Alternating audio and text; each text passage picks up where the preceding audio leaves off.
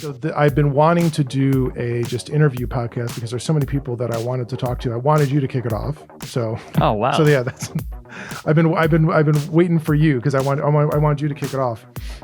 No and pressure. yeah. And because there's just a lot of people here. Yeah, it's better be good, Seth. Yeah, here's the other thing too. There's a lot of people. What I found is that, you know, most interview podcasts obviously are going to be with, you know, famous people. You know, I mean, that's like most of the successful podcasts for obvious reasons are, you know, like Joe Rogan or whatever. Yeah.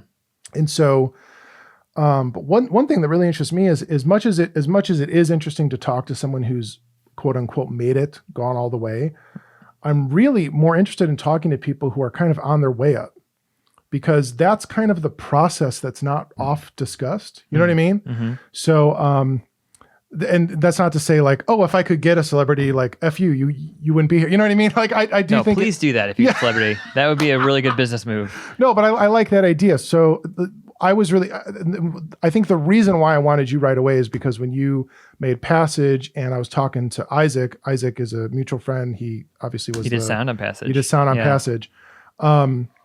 He was saying, oh yeah, like Seth did some really cool things. He had this huge crew. He had, you know, he like actually casted real actors, you know, it wasn't just his buddies, things like that. I was like, man, I have so many questions about it. I should just do an interview. I should just do that. So what I want to do though is start off like, I just want to start off with, you know, can you just go into your history with film? Like this is obviously your passion. We've talked about that before. Yeah. I just want to talk about, you know, when did you know that this was the thing you wanted to do? And when did you start making moves into that world? Well, first of all, I think it's awesome that you want to make a podcast that is like, because that's kind of what I wanted to do too. Like, with the project that I'm writing right now, I was thinking, you know, like we always kind of like hold our projects like really close to our chest, and I feel like, what would happen if I don't know that anyone would care, but what would happen if I just said, hey, here's the script that I've spent the last 5 years writing, so like. I know this isn't answering your question. No, but go ahead. I just want to say that like the idea of a community, like I really believe that filmmakers, and that's what I found out through Passage. And last year, you know, we worked on Passage, and that was the biggest thing I'd ever worked on. And then I also was like, I want to do an experiment and do like a Robert Rodriguez type thing where it's like just me. It ended up being me and my friend Lucas Meraz. And we shot a short film in 2 days. And so I have... So this is different than Passage. Yeah, that one is... So after Passage, you made another short. Right. Okay. Like a couple weeks later. That's right. You did tell me that. Yeah. But anyway, the idea of your podcast and helping people as they're up and like, hopefully I'll be able to share some things that are like mistakes that I made that I definitely learned things from. And hopefully it helps. And this sounds like what you want to do. And that will just grow the community. Yeah. And I have a friend who gripped on Passage, and his name is Edward, and Shilka, I think is how you pronounce it. He's not a close friend, but he's a friend. He's a friend that I met through production. So like he loves the song Danny Boy, which is really weird, but also very endearing. Yeah. Like you can hear him on set, like, oh, Danny Boy. Every time I've worked with him. Yeah. But he's just such a genuinely nice person. Anyway, he had a filmmaker friend post this thing on YouTube, and it was an hour-long movie that he made by himself, and it was really good. It was like a horror film. And what he put in the beginning of the video was really captivating to me. He was like, hey, look, even if you're just going to like watch this movie later or whatever, like please like it, because most likely filmmakers are watching this, and if you like it, you know, it helps and if you comment on the video, it like helps people see it, like it helps the algorithm, like, and I just loved his honesty in that, yeah. And I loved his, like, he said after that, he goes, you know, because what does it hurt you if you help me? It doesn't hurt you at all. But right. We kind of like I think in the back of our minds, we think that it does hurt us. And we think that, oh, well, if I game the system for this guy, then where's my bit coming from? Man, I used to have that because I remember back when I was in community college, and I was working in their like motion picture television department, It was actually, sorry, the motion picture television department was the sort of academic department. And then there was like a multimedia department that did like videos for the school. I worked in the multimedia department, and a teacher from the motion picture and animation department, he said he like made a film or something. It might've just been a short. I don't remember, but it was a short.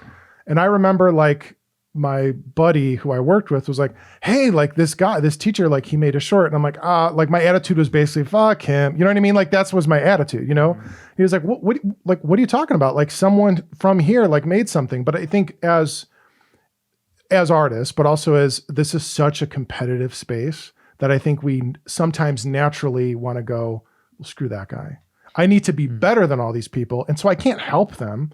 But then the problem is that we don't really have, as far as I understand it, because I'm also I'm very insular. I'm like very, you know, I don't really like, I don't go to a lot of like networking events or anything like that. You know what I mean? Like it's very difficult for me to meet new people, which is sad. You know, I'm just very like introverted. No, and so, you know, the problem is like film is this super collaborative process. Like you need a team of people. Yes. And there are people out there that want to help, that want to be a part of something. And insofar that there might be some community out there of filmmakers, like local filmmakers, I don't know. I'm not in it, you know?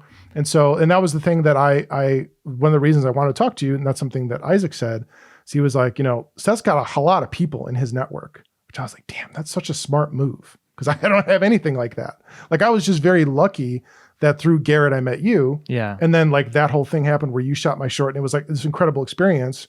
And Nicholas and I always said like, man, we need to get more involved and like meet more people, because that was just amazing. But I totally know what you mean. Yeah. And I mean, it's something I wore with myself too. And I think just this idea of, well, I think for me, it's more of an imposter syndrome and there's that too, like inadequacy. Like I feel like I often talk about with my filmmaking friends that like I have Andrew Block. I love you, Andrew. But Andrew is always in the back of my head, and he's like really an amazing DP gaffer.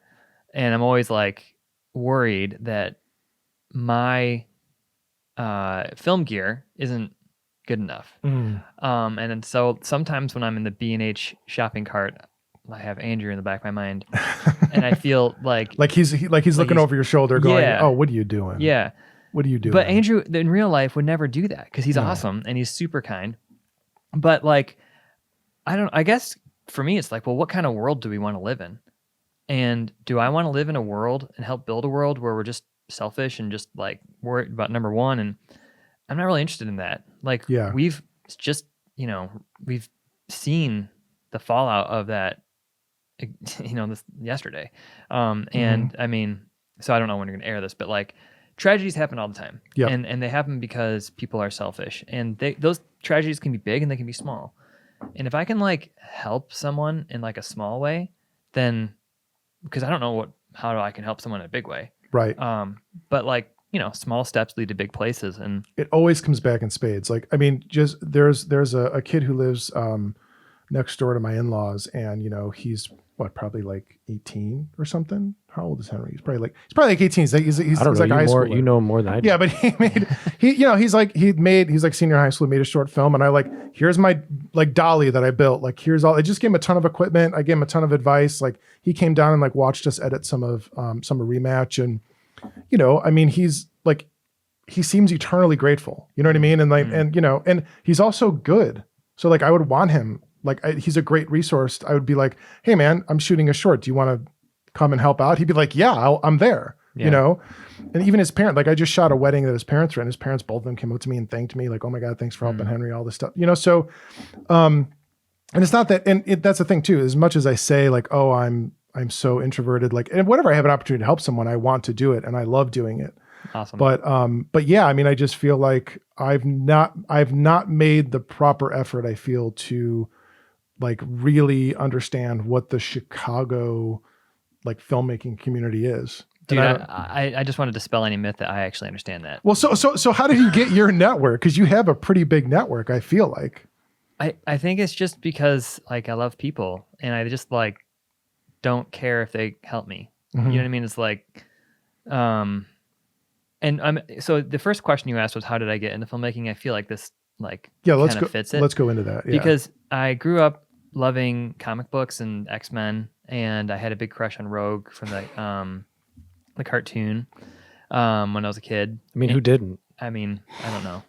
I mean, kind of all the girls in that, honestly. Yeah, true. Like, but especially Rogue. I don't know why Rogue. I think because she was cool. She was like, She's also the most like kind of independent. Didn't she have like the outsider. jacket and everything too? Like she had the jacket and like the Cool white streak hair. of hair. Yeah. And, like, yeah. Well, and yeah, if you she was pretty remember, badass. Yeah. Rogue from just the first film, like she's the most kind of outside of that whole, yeah, she lives She's up very- to her name. Yeah, She is a rogue. She's a rogue. Exactly. Yeah. Well, she's also kind of the vessel for the audience to like understand the X-Men. So it's like, In the first film. Yeah. well, yeah, in the movie, yeah. I loved those first couple X-Men movies. Oh yeah, man. But then the Me Too movement happened, and I was like, I don't love Bryan Singer. So I don't know if anything else has like been found out about that guy. But that being said, I'm sure there's a lot of bad things about him. but the movies, But goddamn, his movies. They're so good. His movies. I Like, know. well, what was the last one he did? Apocalypse. Apocalypse. That was very the good. only Yeah. one I didn't like. actually, I haven't seen that one. That was the only one I didn't. Did you the First Class one No. or the one Days of Future Past? Yeah, That he one did was really that good. one. Yeah. Yeah. So what to me, like when I watch the X-Men movies, I go like X1, X2, and then Days of Future Past, and I kind of ignore the rest of them. There's things about X3 that I like, but it's terrible. Wolverine and Logan are dope. Wolverine and Logan Oh are my dope, gosh. but those Wait a are minute. James Mangold. those are James Mangold. Well, the Logan movie especially. I don't think I liked. Was the Wolverine the one with the Silver Samurai? He's in Japan. Yeah. Okay, I kind of hated that one. Oh, I love that one. I loved Logan though. Yeah. Logan felt really true to the comics, especially if you get a chance and you've never read a comic before. Because if you have, you already know about this. But there's a comic series about Wolverine called Origin. Mhm. And when I was a kid, that was the most burning question in my mind. Where did you come from? He didn't know, And anyway, sorry, this is totally a tangent. Go for it. But like, anyway, so but read Origin. It's a really good comic, and if you're interested in filmmaking too, it just tells a really good story, and it's super beautiful, and it's just so well done. So as a kid, loved comics. I loved music. I loved like mostly rock and roll music. I was in bands. My dad is a musician. He got me into music. And what I had found out it was like in my mid-20s, and I got married really young. So my wife and I got married when we were 21. Wow, that's awesome. Yeah. Yes, it is awesome. No, but we didn't have kids yet. You got to think about it for a second. No, it's like because I'm like, is it always awesome to get married young? And it's not necessarily like for everyone. I think it depends. yeah, like it's weird. If 'cause you know, you know. I kind of grew up in like a Christian world where like you had to get married young Mhm. because you just like weren't. Not that you could. I don't know. It's just that what everyone did really. I feel like I waited too So, long, man. yeah. I I definitely waited too long to have kids. I wish now that I would have started sooner because I love my kids. And anyway, that being said, I was married and I was doing insurance work because I went to a community college. Yep. And I didn't get a degree until I was in my 30s, an associate's degree, because I was one credit away. And I emailed my community college and I was like, "How far am I from graduating?"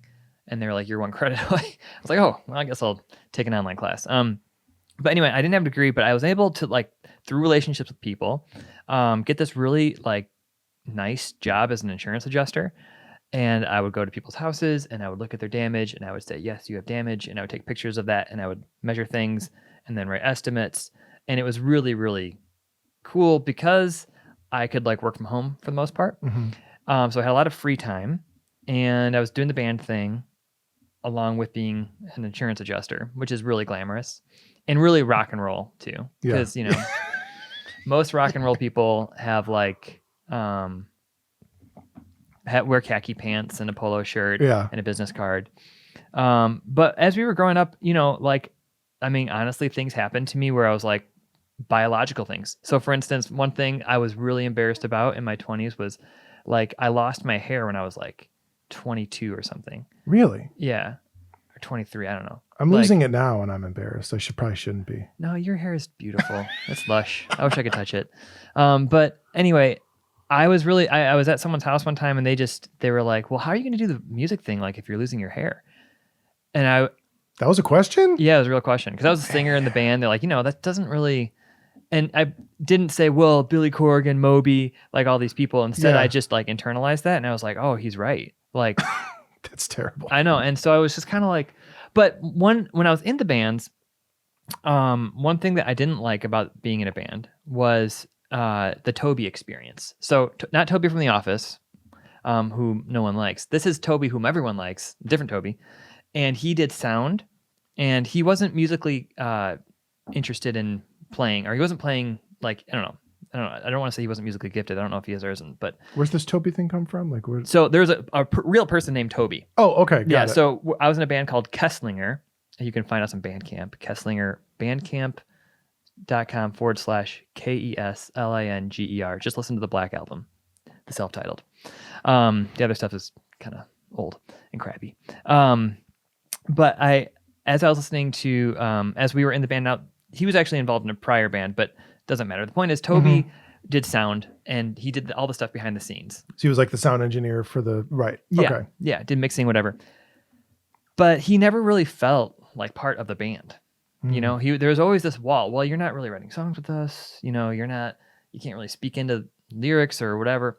He could have, and we would invite that sort of like feedback from him. But he just always felt like a third wheel or whatever. Right. He was the technical team supporting the band, but he didn't feel like he was in the band. And I hated that. Yeah. I hated that, like, my friend who I loved, like, couldn't participate.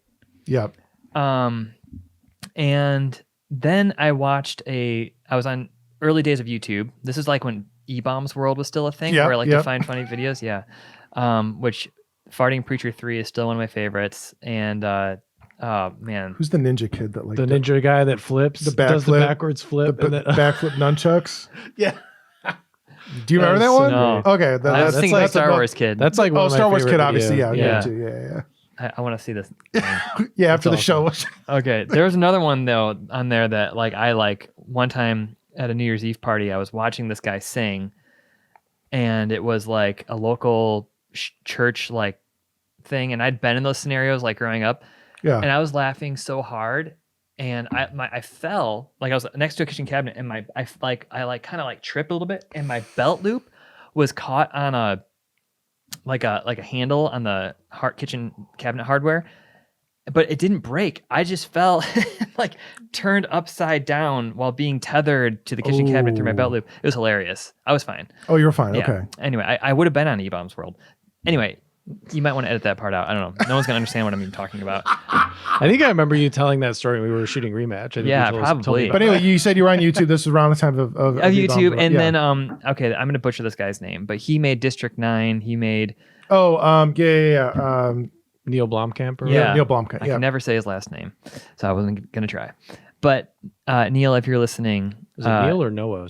Neil. No, or it's Noah? Neil. Neil. Yeah. I just Blomkamp, yeah. your work is amazing, and I'm jealous. And I was super inspired by him because he made a short film about robots, and then that led to District 9. Right. But he was also making a movie through Fox Studios.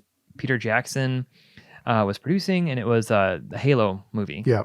And I saw that short film, and I was like, "Oh, holy crap! Like, I want to do that." And because that fell through, then he made District 9, right? Yes, Yes, exactly. And that is such like an indie badass filmmaker thing to do. Right. Right. And I just felt like a kinship with his aesthetic, I guess. Mm-hmm.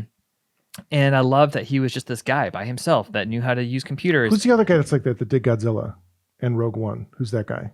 Isn't it Gareth Edwards? Gareth Edwards. Similar kind of his thing. movie where- Monsters is like, Yeah, like he just made a film himself. literally like, did all one the of my- effects himself. And it's funny because when I met you and you sent me your work, that's where my mind went. shut up. No, seriously. I mean, I'm not screwing with you. That's where mine went. I was like, oh, he's like a Gareth Edwards because like your effects were so good. Oh, I'm like, he's like a dude. He's like a one-stop shop. I mean, that's kind of. I mean, if you're saying you were inspired by them, I could see that. Okay, yeah, I could see that. Thank you. Especially that one short. I mean, I forget the name of it, but it was like the guy like with the spear and like the monster. I was like, Oh, this yeah, is. I know you didn't direct that movie, Right. but you did all the effects work on it. And I'm like, dude, this guy's like a Gareth Edwards. Like, Wow. yeah. That's where my mind went. But yeah, so you felt a real kingship with that. That was probably what, like 2009, 2008, 2009, around that Yeah. time, Neil Blomkamp? Yeah. Yeah.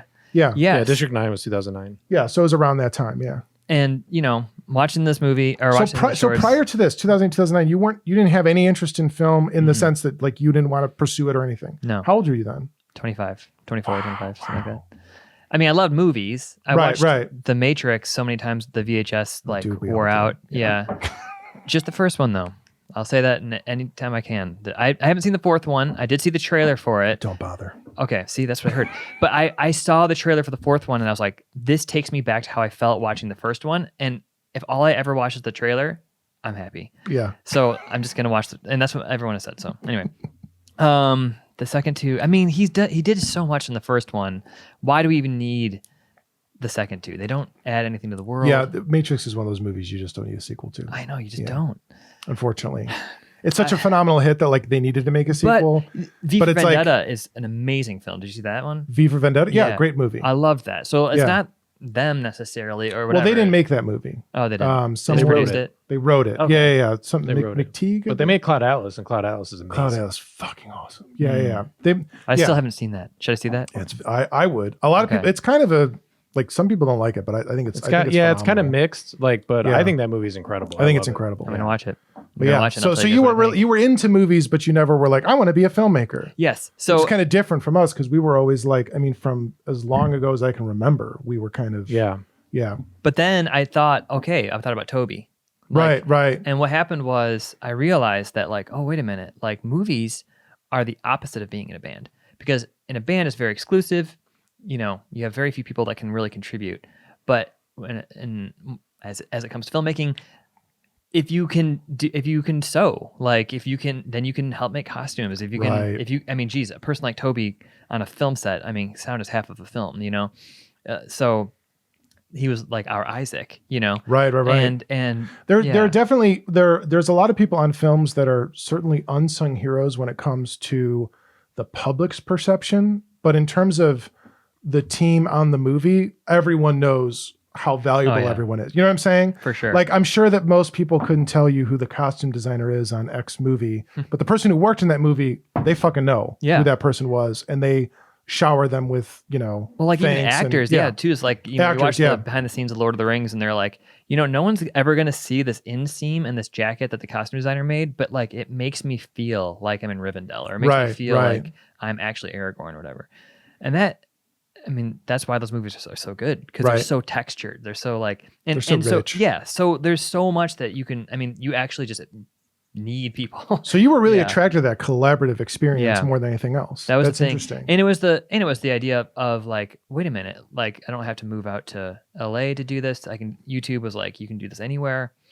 Programs like Blender and After Effects were becoming really accessible. Yep. And so that was what got me into it. Wow. That's interesting. Because I was like, I should have said along with the band, I was also like a visual artist. I drew a ton and I would write comic books myself, but but then, you know, you were like, wait a minute, like comic books is basically like storyboarding, right? And like, but it's just moving. I don't know. It seems so close, you know? It's very close. Yeah. I mean, it's kind of like what, like, whether you like his movies or not, but like Zack Snyder, that's kind of his background was he very much wanted to be like a comic artist. So when you look at his, like, he storyboarded like every single frame of Justice League. Wow. And every single frame looks like a comic book image. Like he did. Yeah, that's his thing. Yeah, he likes that. Which like translates well on screen because obviously it's why he's so visual. Yeah. You know? But yeah, it's very much, that's like pretty much what comic books are. It's like, you know, that's awesome. Yeah, he tells his movie. I mean, even to some degree, his use of slow-mo is like him trying to tell the movie in the still images of comics. Exactly. That's sort of his. It's sort of why I think he does that. It's like in those moments in comic books where it does the like, where it shows the like the different like, you know, almost faded images, the progression of an action, you know, through like the kind of faded version of it. But those big full page splashes of just like one singular action, like that's a big super slow-mo shot in one of his movies. That's how he thinks. Yeah. But I think it's fascinating that you were really attracted to that aspect of it. What's interesting about that is you don't come at it from an egotistical standpoint, which is where I think most directors probably start. You know, they probably start like, I want to be a director because I want to be in control of everything. You know what I mean? And it's sort of a process that you kind of learn over time. Like, oh, part of being a director the most important quality of being a director is that you're like delegating to the right people and you're steering the ship. It's not like because you're on set, this is going to be great. It's like if you didn't make the right decisions before you got to set, you're still screwed. You know what I mean? So, but I think there's a sense that a lot of people have of like the director as being like, well, as long as they're in charge, everything's going to be great. It's like, it's kind of not how it works, you know, but I think a lot of people have that sort of misconception, especially going into it, you know? Yeah. And the fact that you didn't come at it from that sort of like, I'm the artist, I'm the director, like sort of mentality is sort of interesting because I've never really heard that before. Well, I just think there is an image of me on Facebook where we were making our first short, because at that time, the HV20 was the camera that I went to because I was like researching all this film stuff, and that was one of the ones I could shoot 24p. Yeah. And someone made an amazing short with that called White Red Panic that I still love, and I follow that guy on Twitter, and which I don't really go on very much anymore. But I can't remember his name off the top of my head, but he is amazing. And yeah, so it was like, but I think, you know, to your point about directors, you know, like in what little experience I've had, and then hearing from other directors, like Ron Howard has a master class and he talks about this too. But have you taken that master yeah, class? it's so good. It's so I'd love good. to do that. How much is a master class? Like, what does that cost? Well, let me tell you. Yeah. As a master class sponsor, you can get a year for, actually I can send you if it's before the month is out, I let my stuff, my subscription lapse. But if you're going to take some classes on there, it's like $100 a year, and it's so worth it. So they have like really good writing classes. Neil Gaiman's writing class I loved. Mm-hmm. Put that over here, Frank. Bro, do you want some of this? No, I'm good. I got some. And Ron Howard's directing class is really Does good. Scorsese do one too? I haven't taken that one. Okay, it's a directing one, or what is it? Just Ron Howard's? No, Scorsese's. Oh, I assume it's directing. Okay, I don't know that one. Okay. If he even does one, I don't know. But like anyway, the idea of like a director having it all figured out, like I think the director is, I guess what I've heard from other people, and I have experienced on probably definitely for sure a smaller level, is just the idea that you do have a plan and you go in with a plan, but you also, when you get there, realize that your plan isn't going to work because things are just not what you thought. I mean, I'm sure you guys experienced that when you filmed REMATCH. Yep. And it's just like, that's kind of... Well, what I kind of found with REMATCH, and I don't remember if we talked about this on our podcast, but what I kind of found was that, and it's interesting you brought up Zack Snyder, because I think the Justice League is a good example of why people don't understand, like, you know, what the director does. Because I think there was a lot of people that thought, oh, the theatrical cut of Justice League is terrible because Joss Whedon, I mean, obviously he's got his controversies now, but because Joss Whedon sucks. And I go like, well, no, like he was brought on in the 11th hour for like, what, 2 months or so? It was like nothing. It was at the very end. He was brought on for like 2 months. Yeah, that's unfair. To like reshoot some stuff. And it's like, and you know, what people... he was extremely demanding what like the studio was asking him. What the studio was asking for him. Obviously, like he's also coming onto a set that aren't his people. You know what I mean? Mm-hmm. And I think what people also don't understand is that your job as a director, like 90% of it happens before you ever walk on set. So like your job as the director in pre-production of what's the look of the movie? What have you talked about with your art director? What's the casting? Who's your cast? What's the script? I mean, like all those decisions you make assembling the team, that's kind of like the most important thing you do as a director in some sense, because that's your movie. So it's like, well, he didn't have that. Mm-hmm. So it's kind of not even right to call it his movie. It's like he came on to do like a patch job that was a studio bidding. You know what I mean? For sure. And so I think people misunderstand, oh, Joss, he sucks. Like, look at that movie. It's like, that's not an indication of him. That's not how that movie is like nobody's movie, really. Yeah, like exactly. The theatrical cut of Justice League is nobody's movie. Yeah. You know, and so I guess my point is that I think a lot of people have that misconception about directing. So they don't understand that, like, if you don't mount the production from the get-go, it's not really your film. Mm-hmm. You know, I mean, even coming on to something like a sequel where you didn't choose the cast, another director made the first movie, you're already in a position where like, it's not entirely your film. You know what I mean? Because you're not really mounting this from the start, you know, and that's something that people don't really think. Yeah. So, you know, that's something that I think we learned, because there was a lot of things on REMATCH where when we were there's a lot of things on Rematch we thought we'll figure this out on the day, and that's the wrong thing to think. Because so tell people what Rematch is if they don't know. Oh yeah, so our short film Rematch was shot during the pandemic in this house. It's a story about two brothers who have a dinner date and with their significant others, and they end up in this contentious ping pong match that's about more than just the game, essentially. So they're like hashing out their issues. And so, and that was a script that I bought. That was a script I bought online, that there were scenes in that script I wasn't 100% on. I thought, oh, we'll figure it out on the day. You know what I mean? Things like that. The casting I wasn't 100% on, but we were in a position where we didn't hire people. Like it was, and I love my cast. I'm not trying to talk bad about them, but it was just something where, we used friends effectively. Yeah, we didn't have a whole lot of choice. Yeah, we didn't have a lot of choice. Yeah, we used people that, now we could have still said, no, you're great, but you're not right for this or blah, blah, blah.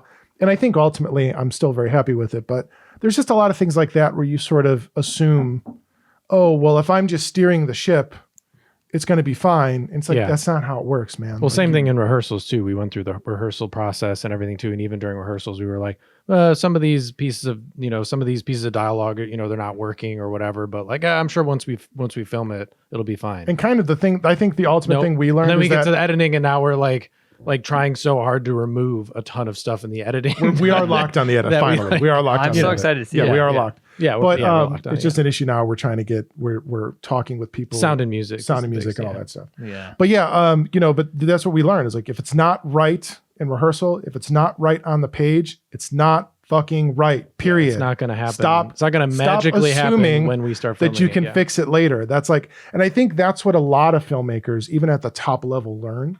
Yeah. Because there was that recent article with the guy that did the latest Mummy reboot. I forget his name. Alex Kurtzman, and he was. You guys know so many people's names. And he was talking about how like that movie failed, and he's like, I didn't speak up enough. I knew things were wrong. I didn't speak up enough. That's probably a lot of directors have to learn that. It's also probably really, really hard to tell Tom Cruise no. Yeah, I'm sure it probably is. I don't think I could do that. But if we ever go to a bar and do a trivia night, I feel like you guys are dominating. If it's an only movie. Any other trivia, I'm out. They always do so many like sports questions, and I'm like, so the thing that I want to learn, the thing that I really want to learn is like, okay, so you were around 24, 25 when you got into filmmaking. Yeah. Okay. You're never too old, kids. You're never too old. No, that's true. Or too young. So wasn't that like Ava DuVernay or whatever that said like she didn't pick up a camera until she was 30? Yes. Yeah. Oh, geez. Well, there you go. Yeah. So you're around that age. Just like some nice Foley. Yeah, look at that. And how old are you now, if you don't mind me asking? I do mind you asking. Okay. No, I'm just kidding. I'm 39. Okay. Yes, you're not that much older than me. But so can you kind of take me through a little bit of your trajectory from that point, 25 to now? Because you have I love your YouTube channel. I love some of the things on it. You kind of already made a feature, right? Because you made that one. I forget what was it. That was the first thing I did. It was called Dust. Dust. That's it. So that was the first thing you did. Yeah. That's incredible. Yeah. So sure. So I guess there's like two things I should talk about. So one of them was like how, because I wanted this to be my job, and so I was like, well, how can I do that? I don't live in LA. But as we know, there are tons of filmmaking opportunities that are adjacent to, or there are tons of jobs that are adjacent to filmmaking that aren't necessarily filmmaking. Right. And so like I just made a bunch of bad, small little shorts and met people that were like local to me. I went to the library. I got a lot of books on filmmaking. Okay. Because this was kind of before, like, I mean, now you could do it online. But this was like kind of before there was all those resources. So you could just do that online now. But I will say I liked reading the filmmaking books. I learned a lot there. One of those books was the DV Rebels Guide by Stu. I'm gonna butcher his last name. Yeah, I had that book. I literally like have, it's like dog-eared and like it looks like the cover wants it to look like, because there's like bullet holes and it's worn in the cover. But that book was like a Bible to me, and I read it numerous times, and I was like, how do you do this? And because he made an amazing short back then, like called the last birthday card or the birthday card.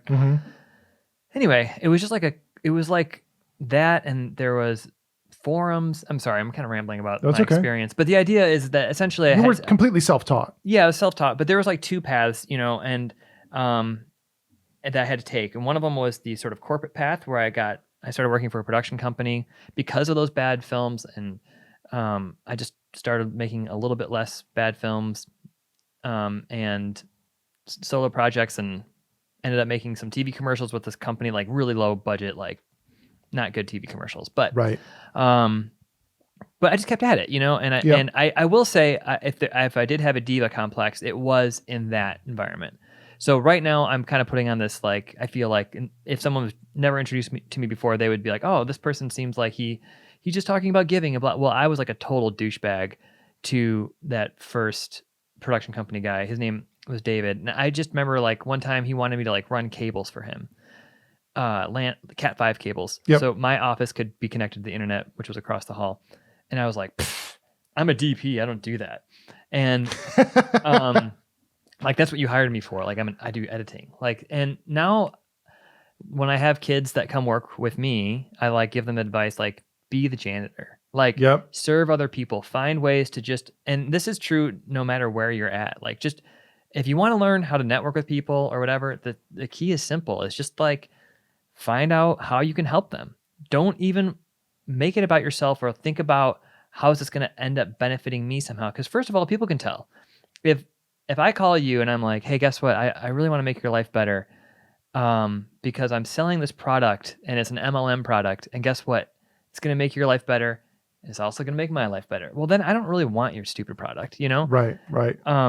But if you can just like get it in your mind that like the world and your sphere of influence would be a better place because you selflessly help people, then, because now I can say that because of experience of looking back and being like, dude, I feel like such a jerk. Cannot believe I didn't just run that guy's Cat 5 cable. He was giving me all this like opportunity and was like literally investing in me, and I was prideful. Did you get fired from that job? No, I didn't get fired. Oh, okay. And things are cool now? Or? Oh yeah, I mean, yeah, like I love him, and he sold his company to a guy named Brian Oster, and Brian runs a company called OC Creative. It used to be called OC Imageworks. And I love Brian. I love his company, and they did a TV commercial that went in the Super Bowl. So they're like awesome. They're like a legit, So anyway, so that's the corporate path. That's the corporate path, but I think the same is true for I haven't arrived anywhere. I think I'm still on a journey. I think that no matter what, we'll probably still always be on a journey. It's like, I don't know that I'm ever going to, like, when am I going to say to myself, oh, I have arrived? Right, and, right. And I've heard it from people that have arrived that you get there and you kind of look around and you're like, okay, what else is on? Like, right. It doesn't fulfill you. And I think for me, the process of arrival is different, and it should look different for other people. I mean, it's going to look different for you than it maybe looks for me, but I think what it all goes back to is how you define success. And I'll come back to that in a second, but you asked specifically about how did I so Passage was I was just asking primarily like what was that trajectory like? Run me through kind of your filmography in some sense. Like you started at 25. Was Dust the first thing you did? No, the first thing I did was like an action short. And you talked about having this pride as a director. There is an image, I think I said this before, there's an image of me on Facebook where I'm like walking away holding my HV20 like I am king of the northern province or something. Right. Like, and I look at that picture and I'm like, oh gosh, that's terrible. I'll send it to you if you want to put it in. Yeah. But then what else happened?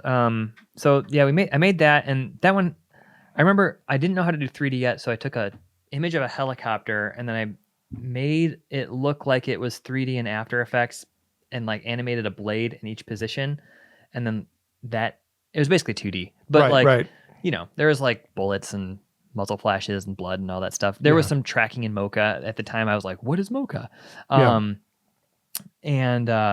But you didn't like any of that early work. Oh, I mean, that's fine. Oh, okay. Yeah, no, I just use my friends and stuff like that. But I mean, it's not going to win any awards. Right. No one's going to look at that and be like, wow, that is amazing. And then I don't know. I'm sure we did like music videos and like things like smaller things like that. That so were was just like Dust kind of a self-contained. turning point then? Dust was just like, okay, I want to make a movie. And actually, I kind of regret in some ways making Dust. It was my film school. And so in that way, I do not regret it. I do not regret at all the relationships I made from that movie. The kid who starred in it just got married a couple of weeks ago. And my wife is a wedding photographer, and he had hired her to go shoot it. And I was like, that's awesome. Babe, I will go and second shoot for you.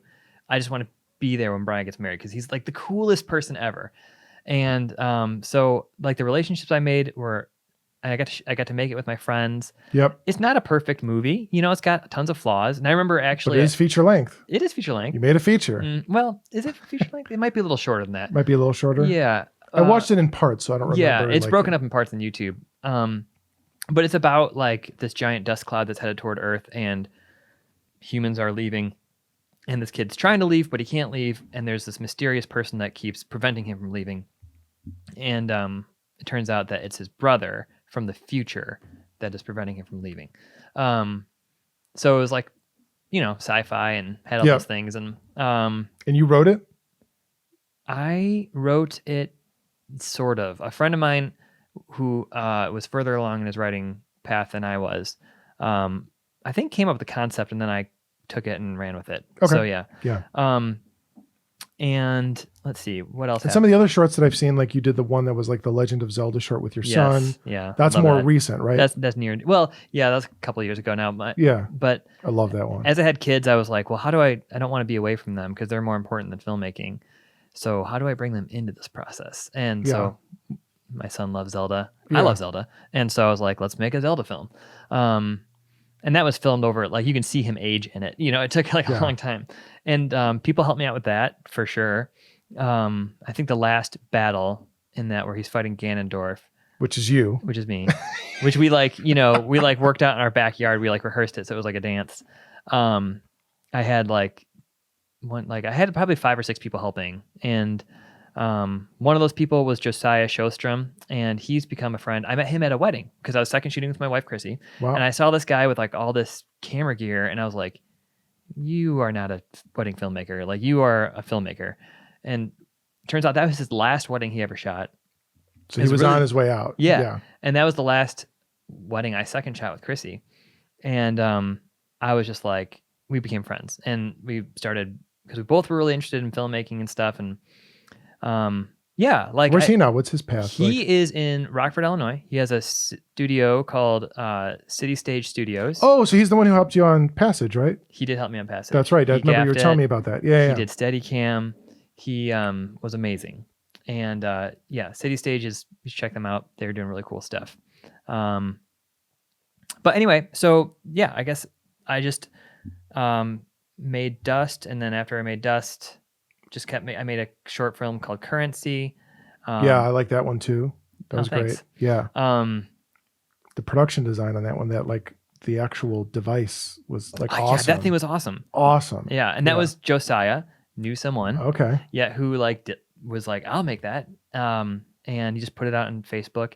I mean, it's all just like, hey, let's get coffee. Hey, let's like, I want to know you more. You know, like yeah. And then I try and talk to people because like people are interesting, and I want to know more about them than just like their filmmaking career. Like, I've like gotten coffee with people, and we've gone into like deep conversations about, you know, issues they have in their family, or like, you know, we've talked about stuff that's like real, you know what I mean? Mm-hmm. And I feel like that's just how life should be. I kind of hate when I'm working in the corporate world and I'm working for someone that is just not interested in getting to know you past the role that you're in. Right. And if I think of people as like little pawns that I can kind of move around so I can get to my end game, again, that's just how the corporate world is. I don't want to live like that. Especially with managers, because they want to be able to fire you and not have to worry about it.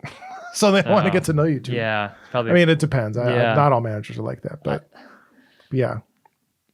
So anyway, yeah. So Passage. So prior to Passage, and we will get to Passage. Prior to Passage, what have you done with any of your shorts? Have you submitted to any festivals? Has it just been like, hey, I'm going to make something, throw it up on YouTube, and that's kind of it? Yeah, I'm not super business minded. If I were, and I am you know how it is.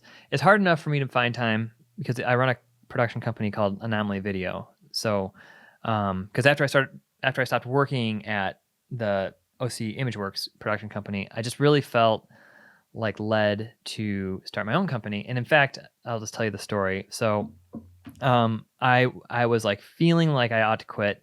And again, I wasn't always, I guess I wasn't a jerk to him the whole time. And there was times while I still worked for David, I was like, David, I'm sorry, I treated you poorly. Please forgive me. You know, like I don't want to treat you like this. And our relationship really did turn around. And his son is an LA person. He went to FSU. His name's Brian Barrow, and he's an amazing filmmaker. And That's awesome. Yeah, and he would come out for like our bigger shoots, and then like I learned a ton from him. So what's he doing now? He's I think he's like a colorist. He helped us with awesome. color and passage. He like I asked if he would consult, you know, and he gave us some good advice. But I really felt led to start my own company. And like, but the problem was that when I worked for OC Imageworks, I had no prospects because they had this rule where all of my freelance work had to go through them. Mm-hmm. And then of course you couldn't steal their clients, obviously. Right, yeah. Not that you'd want to either, but like everything's through that company. So when you start fresh, it's like you're literally starting fresh. You're literally starting fresh. Yeah. But like I had gone home and for lunch, and I saw my wife's counter. There was this photographer couple, like Chrissy had gotten a DVD of them, like telling their story or whatever, and I was like, something about their like the freedom of their life. I don't know. I just wanted that. Yeah. And like, once you work for yourself, it's really hard to ever go back. Yeah. I mean, it's for sure. It's the best. And I had experienced that by being an insurance adjuster. I had experienced that autonomy, you know? Yeah. And I like said this glancing prayer about it. I was like, God, like if that could be my life, that would be awesome. And then that night, Chrissy was like, she had watched that DVD and she goes, babe, I think that you should quit your job. And we had 2 kids. And I was like, wow, but I have no prospects. She's like, I just really feel like that's what you should do. So we were obedient to that or whatever. And I gave him 2 weeks. And then I quit. And then like the day I quit, I got 2 phone calls. One was for like a little like medical documentary. And the other one was for like a safety training video. The day you quit? My last day. Oh, the last day. Yeah. And so you were already starting to like build some relationships right away. Obviously. I didn't do anything. I cannot account for this, and this is not advice. This is just my story. But I was like, okay, and now I'm looking at the wide open world. Like, what do I do, right? And I got 2 phone calls, and they're for 2 different jobs, and those 2 jobs were half of my salary from the previous year. Just those 2 jobs. Wow, dude, I like wept. I was bet. Did you have a website yet? Did you have so how did I have no idea. Wow. Yeah. I have no idea. That's amazing. I would just, yeah, again, that's not good advice. I wouldn't say do that, but that's just what happened to me. Hey man, ask and you shall receive. Right? Yeah, I guess. And I did ask, you know, and, but it was, yeah. So then flash forward 10 or so years, and that's kind of where I'm at now with my company. And I just try and treat every single job like it is a movie. I try and pour myself into every single thing that I do, try and make the best it can be within the confines that we're given, right? Right. And that's led to and I just have carried that ideology of relationship over into my work. So hopefully the people I work with, like I'm helping them out. You know what I mean? Mm-hmm. Like I'm not just in it for me and for my check and for like, but like, what can I do to make your life better? Like, oh, you need this. And I failed at that. Like I have a client recently where they were like, oh, can we cut this up for Instagram? And I was like stressed out, and I was like, okay, yeah, we can cut it up, but it's going to cost some more money, just to let you know. And then I heard nothing. And I was like, dang it, I missed that opportunity. Like next time, if you own a production company, the advice is just do it. Like just take the hit, do the little bit of extra work. It's not even going to take you that much longer, you know, within reason. And just serve people, and you'll find your business will like just grow itself. You know what I mean? Mm-hmm. Yeah, we did a lot of free work in the beginning. Yeah. A lot of free work, you know. There you go. Yeah. Not anymore, though. Not anymore. Well, because you don't have time for it. Right. All right. I will say one thing that you can think about doing, though, is find like a nonprofit that you love, like, and just do a free video for them. Like, because you don't have to just give money. You can give your talent to stuff too, mm-hmm. you know? And you'll find like it's a lot of work and it's draining, but it's also not draining and it's super rewarding. Mm-hmm. And so anyway, that's the, yeah. But where you're going with that was you were saying that you haven't done a lot with your work other than put it on YouTube because you're just really busy with your business. Yeah, and it's hard to like. And now, and I was running a YouTube channel, but then I kind of felt like, what is the difference between? I was like reviewing gear. Yep. And I was like, I'm still waiting for the scheduled. It says like why I'm not buying a Blackmagic 6K or something. Like there's something. It's like still scheduled. It's still scheduled for like 2 years ago. It's funny because I might actually buy one of those now. Yeah. But the reason I wasn't going to buy them is because I love the Pocket 4K so much, and I felt like it wasn't that much of a difference, and I didn't love the EF mount because Micro Four Thirds, you can just get an adapter. There you go. That's the whole video. Yeah, that's the whole video. It's hilarious. I recorded it and never posted it. But like the thing I didn't love about the YouTube channel was that it was like it was kind of QVC, and it's like, well, what is the difference really between me? Like, why am I doing this? Like gear reviews, things like that. And it's like I don't have that much time, and like I want to like, like if in a given day I try and wake up and do an hour of writing, an hour of learning, and then I get into my work. So that's 2 hours. So I have to like. And then if you want to like be a human and like sleep and exercise and like spend time with your family. Shit, that should be like the top of my list. Like that is, those things need to be accounted for, right? And you need to like, anyway.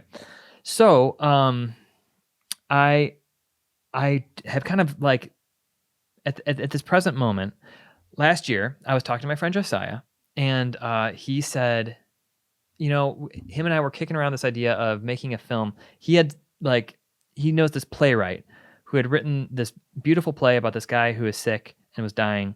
And in the play, the main character is trying to replace himself.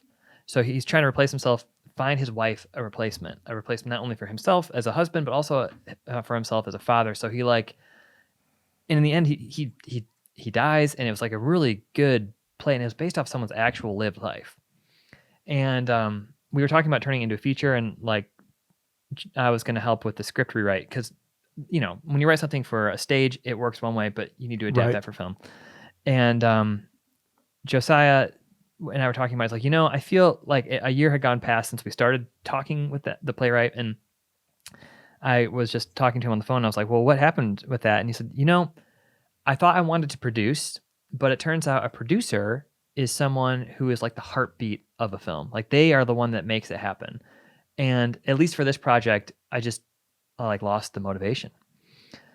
And I kind of felt like, oh, I'm a producer. Like when I was in bands, I remember our bass player said, Seth, you're a pusher. Like you're always being like, all right, what are we doing next? Like, you know, and I felt like, well, how can I use my philosophy of helping other people or whatever, like in filmmaking? And then a week later, our co-friend Garrett introduced us, and I was like, yeah, whatever you want me to do in your film, I'll do it. Wow, good timing. Yeah. And then I just felt like, well, let me just take time to make other people's movies.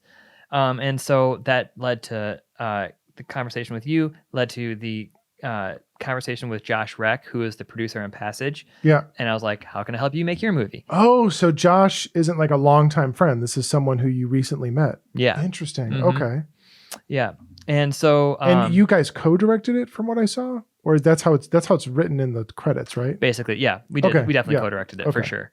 Yeah. But that was like his idea, essentially. He came to me, he was like, I want to make a film about 4 kids in a post-apocalyptic world that are at a gas station and he wrote like a first script, and I was like, hey, I have some ideas because right now these kids are getting into trouble, but I have some ideas to take the script in a little bit different direction. You know, would it be cool if I did a rewrite? And he was like, oh, absolutely. So then we just, you know, like I was like, I think that we can take these characters, they're in a frying pan right now. Well, like let's throw them into a fire. Like, so let's put them in the frying pan first and then make the situation worse for them. And so we like started kicking ideas back and forth and scripts back and forth. And then we ended up with one that we really liked. And yeah, so do you want me to talk about Passage right now? Yeah, well, let's go into I never answered your first question about why I don't do like festivals and stuff. Yeah, I did that early on, like because it was really easy. It also costs money. Yeah, but I also knew people that were like in festivals, and they were like, because through that first production company I worked for, we did some documentaries, and the people that like hired us to make the documentaries ran film festivals, and they were like, oh, Seth, you should put your shorts into this film festival, and it was really cool. Like I met some really amazing people. I'm still like really good friends with Anna Pattinson, who is like on my YouTube channel, we have this thing called 3 Failing Writers, where we just I watched some of that. Yeah. And she's an amazing writer, and so I would never would have met her if it weren't for film festivals, you know. And I think that's just really what film festivals are. It's like you get to meet people and hopefully network and do all that stuff, right? So anyway, so I haven't, and like in the last year, I've just been more focused on making other people's stuff, and in your previous work, you just weren't. I feel like in this day and age, like, well, if you want to get, it goes back to how you define success. Like, if you want, for me now, success looks like a script that I love. Because I like think the whole reason I got into filmmaking was because I wanted an outlet to tell the stories that were in my head. And I love the idea of collaboration. So there's like kind of these two things. And writing a script that you love for me is like, okay, if I can make that, then I am successful, you know? Yep. So you just never really defined your success by festivals, and no, it wasn't something. Why should someone else tell me that my stuff is good? Yeah. No, I get it. Yeah. And so, okay. So how did you, let's go a little bit into Passage, but first, like, how did you end up meeting Josh? And he lives like down the street from me, right? I think through Garrett, the same person that introduced us. Through Garrett. Okay. Yeah. Okay. He did. Yeah. They've moved to South Carolina. Josh? Mm-hmm. Oh, just recently? Mm-hmm. Yeah. Oh, wow. Okay. So but I met him through Garrett, and we just clicked. Like, we were like, oh, we just thought aesthetically the same about a lot of things. And that's how I met him. Yeah. Wow. So, and then I also think I was going to say about film festivals, like right now I'm working on one of my own scripts. And like I said, I've been working on it for literally 5 years. And I think I may have said this to you before, maybe off this, but I have a Dropbox folder in which I write all my scripts are all saved, because then you can write scripts anywhere, right? And they're backed up. And I got that advice from, by the way, a really good writing podcast is John August's Script Notes podcast. So good. And he does that. And so pretty much all the writing stuff I've learned is from him and some, like, a handful of books.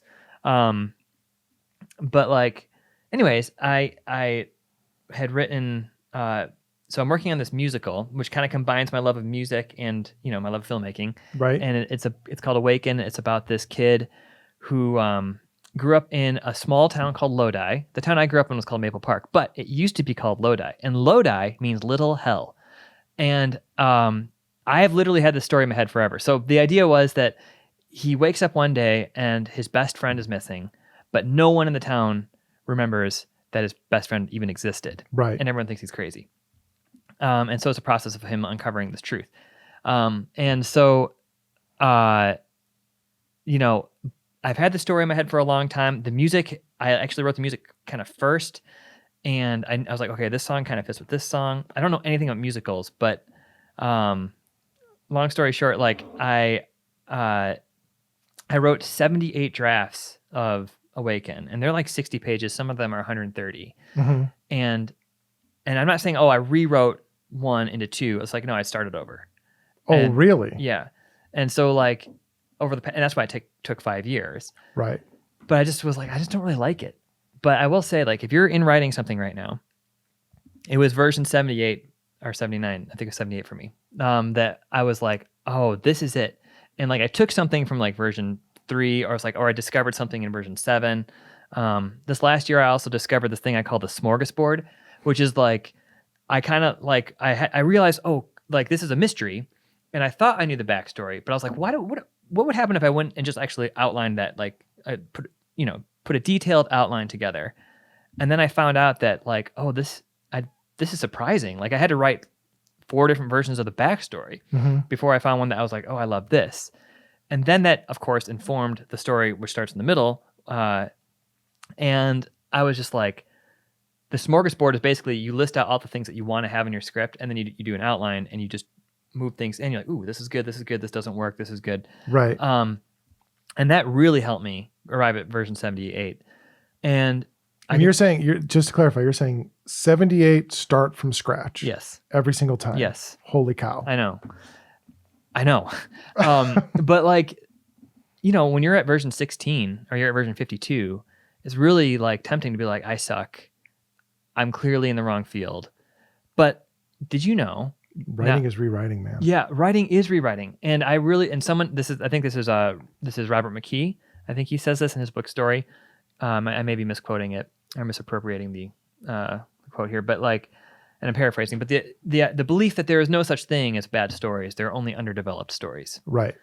And so like, I don't know. And you were saying, did you know? Was there like a tidbit you were going to share that I missed? I was going to say like, this is, I've heard this, I can't cite the source for this, but like an episode of the X-Files took a handful of writers 6 months to make one episode. Oh, I'm sure. Yeah. So I wouldn't be surprised. Let's not be down on ourselves when when we write a feature and we're not. Who's the guy that did Home Alone? I'm blanking on it. Chris Columbus. John Hughes. John Hughes wrote it. Yeah. John Hughes wrote it. Yeah. Yeah. So we're not John. Like people are like, yeah, but John Hughes, because John Hughes wrote Home Alone in one night. But like that's like saying, well, yeah, Jimi Hendrix. Yeah. So like, well, most and Paul Thomas Anderson wrote like Magnolia in 2 weeks. It's like I don't know how. I don't know how he did that, but he did it. For the rest of us, he's a prodigy. Yes, yeah, exactly. That's a different. Let's that's not compare ourselves to prodigies. Okay, Right. If you're gonna get on a skateboard and you watch videos of Tony Hawk and you're like, well, I'm not as good as him. Well, and like, that's what we tend to do. We tend to like immortalize the Steven Spielbergs and wow, he made Jaws when he was 23 years old. It's like, sure, but that's not the norm. Mm-hmm. The norm is people find success in their 40s, like real success. You know what I mean? Like also it was a different time back in like, 70, whatever. Different time, but also like most people take longer to like find their way. You know what I mean? Yeah. It's rare that you have that. That's why the Kurt Cobains of the world, like we'd like to think like, wow, like that's success. And then you hit 23 and you're like, man, I'm screwed. Like I haven't made my feature I'm yet. losing my hair. You know what I mean? It's like, that's what I thought when I was 23. Yeah. But so I can't be Kurt Cobain. I mean, Kurt Cobain wouldn't be Kurt Cobain without that shaggy mane. That's true. So like there is some validity to what that person was saying. And it's like, okay, well, but if you're a musician right now and you're losing your hair, who cares? Like it's okay. Lean into it. Just shave your head. I was walking on a farm in Fleet one time and there was a guy that was like, he had like this really nasty comb over. This was like when I was 19 or something. For those of you that aren't Hicks and didn't grow up around cornfields, Farm and Fleet is like a hardware store. I love Farm and Fleet. Yeah. Anyway, so I was walking out of there and I saw this dude with this comb over and I thought, okay, if and when I ever go bald, like I'm shaving my head because that I'm not doing that. Like that is a bad decision. No, that looks way worse than just shaving your head. Who are you fooling? Like you're not even fooling yourself. Yeah. I was once in a Walmart buying like something because that's what you do there. And the guy there had like not a comb over, but I was like, what is like, and his head, he had like used makeup to plaster in a hairline. And I was like, you're kind of a monster. Like I can't, okay, I'm sure God loves him, but like I was having a hard time with him. So, so like, I lost my train of thought again. What were you asking about? We were just generally talking. I guess we'll just go right into passage. Okay. Like, I think, I guess my question was, so you answered a lot of my questions already because I assumed Passage was your brainchild. I thought it was like your thing. I didn't know that it was like, I'm sure it's become your thing. No, in some sense. I mean, it's like, it's more Josh's thing. And my role is to support Josh in it. Okay. So you dug the story. Let's tell people what Passage is about. It's a short film. So tell me what it's about. Passage is a story about Venessa, 4 kids, her being one of them, that live in a post-apocalyptic world, and they're trying to get medicine for her young brother who has been infected by the contagion, essentially. Mm-hmm. And they have a limited amount of time to do it in. And really, the idea of making the short film was like, what if we made a taste of this so that way we can make it into a TV show? Mm-hmm.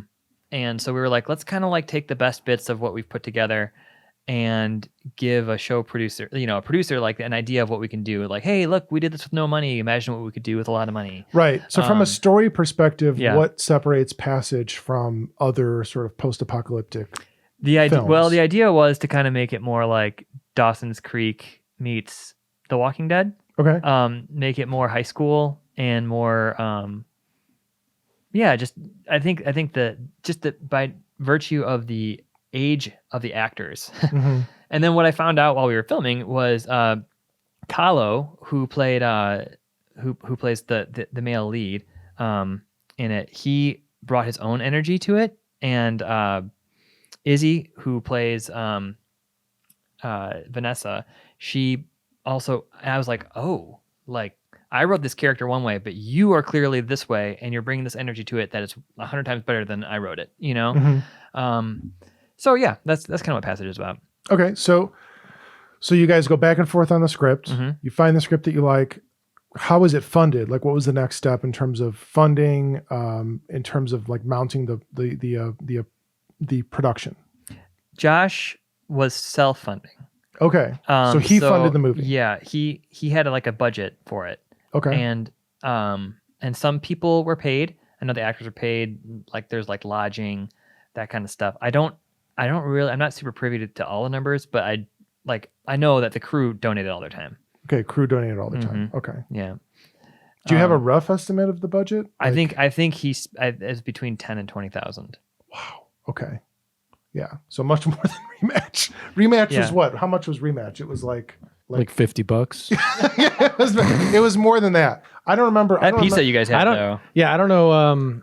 I think it was probably like $3,000 all in. Probably something like probably that. like that. Yeah, and that maybe $3,000. And the only person who was really paid, the only person paid was sound, because we didn't know mostly, any. And then everything else was just like, just paying for food and other crap. Yeah, that's what really, same with Passage. Yeah, yeah. Because just like you have to fly actors and crew. Yeah, so I want to talk. So So when you came out as director, like how much of the heartbeat of that project was you? Like, did you come in and say, "This is how I think"? Like, were you the one who said, "I think we should hire real actors and we should do it this way"? Like, or how much of it was Josh? I would say my role in it was more like, I'm going to do the storyboards. I'm going to be writing the script, and then Josh, you're going to be helping me write the script. Okay. I feel like it was probably like a 60-40 relationship in writing, but it was probably actually, something like that. I don't know. Okay. And then, and then Josh was more in charge of like, because first of all, I am terrible at casting because I love people so much. I remember when I was playing Little League Baseball, my dad said that I told him that I wasn't really, he was like, Seth, why didn't you swing at that? And I was like, well, I know I would have hit it really hard, and I know that I probably would have made that pitcher feel bad for throwing a bad pitch. And so he was like, you are not, and that's why like rock climbing, that kind of stuff, like, because it's like me versus me, like I'm not a competitive sports person because I'm not a competitive person. Yeah. I want to see everyone win. And so like, yeah, I could see how that would be rough with casting. It's like, you're great. And then like everyone is great. Everyone can be the main character. Well, everyone can't be the main character, and it takes like people that you would have cast like 5 people in each role, and they all would have showed up. You'd have been like, Yeah, exactly. So he was in charge of that, and so he put up the script on Backstage. So he did the casting. Did you have any say in casting at all? I was we did like Zoom, things to find out where people were good, and I would say things, but like Josh was making the decisions. Oh yeah, so tell me about that whole process, because I've never, to this day, I've only worked. I'm not going to say that I haven't worked with real actors, because the people we worked with on REMATCH were technically real actors. They are real actors, yeah. But in terms of like, I've never been involved in a true, other than for work, like a true casting process on a film. Mm-hmm. So tell me how that worked. Like, what did you guys do? What was the process? All of that. Just go through that whole thing. So like, and have you ever done it before, other than this? No. Okay. Yeah, I've always just worked with people that I know. Okay. And like, so for Passage, we put it up on Backstage.com, and we had 1,000 submissions. Wow. And what do they submit? Do they submit like their reel, or do you? Yeah. Okay. They submit their reel, and they submit. And if they're really interested in it, they'll record themselves doing some of the lines. Okay, so you submit so you post part of the script, essentially. Oh yeah, you say, post the whole script. This is the role. This is what we're looking for. Or part of it, yeah. Okay. Mm-hmm. Especially if it's feature length. And some will just send you the reel, and then others will be like, okay, here's me actually auditioning for this role. Got it. Yeah, and headshots and stuff like that. So, and there were some really good. There was girls and guys that read for both parts that I was just like, oh wow, this is. Were there really any cool. that you're like, oh, that person would have been better, but we went with the wrong one, or anything like that? I mean, not to say that, like, I know you don't want to say. No. I mean, I'll be like, honestly, I think it was so close. Mm-hmm. And now that I have like bled and like worked, 20-hour days with these people, it's really hard for me to say anything bad about them, or like even really remember like anyone before them. You know, it's like, it's kind of like how you're like dating someone and then you get married and then 20 years later you're like, oh yeah, that was a person that I used to know. You know what I mean? Like, right. So yeah, it's such a foggy memory for me. I can't honestly tell you, but there were people, I do remember there were people that were really good.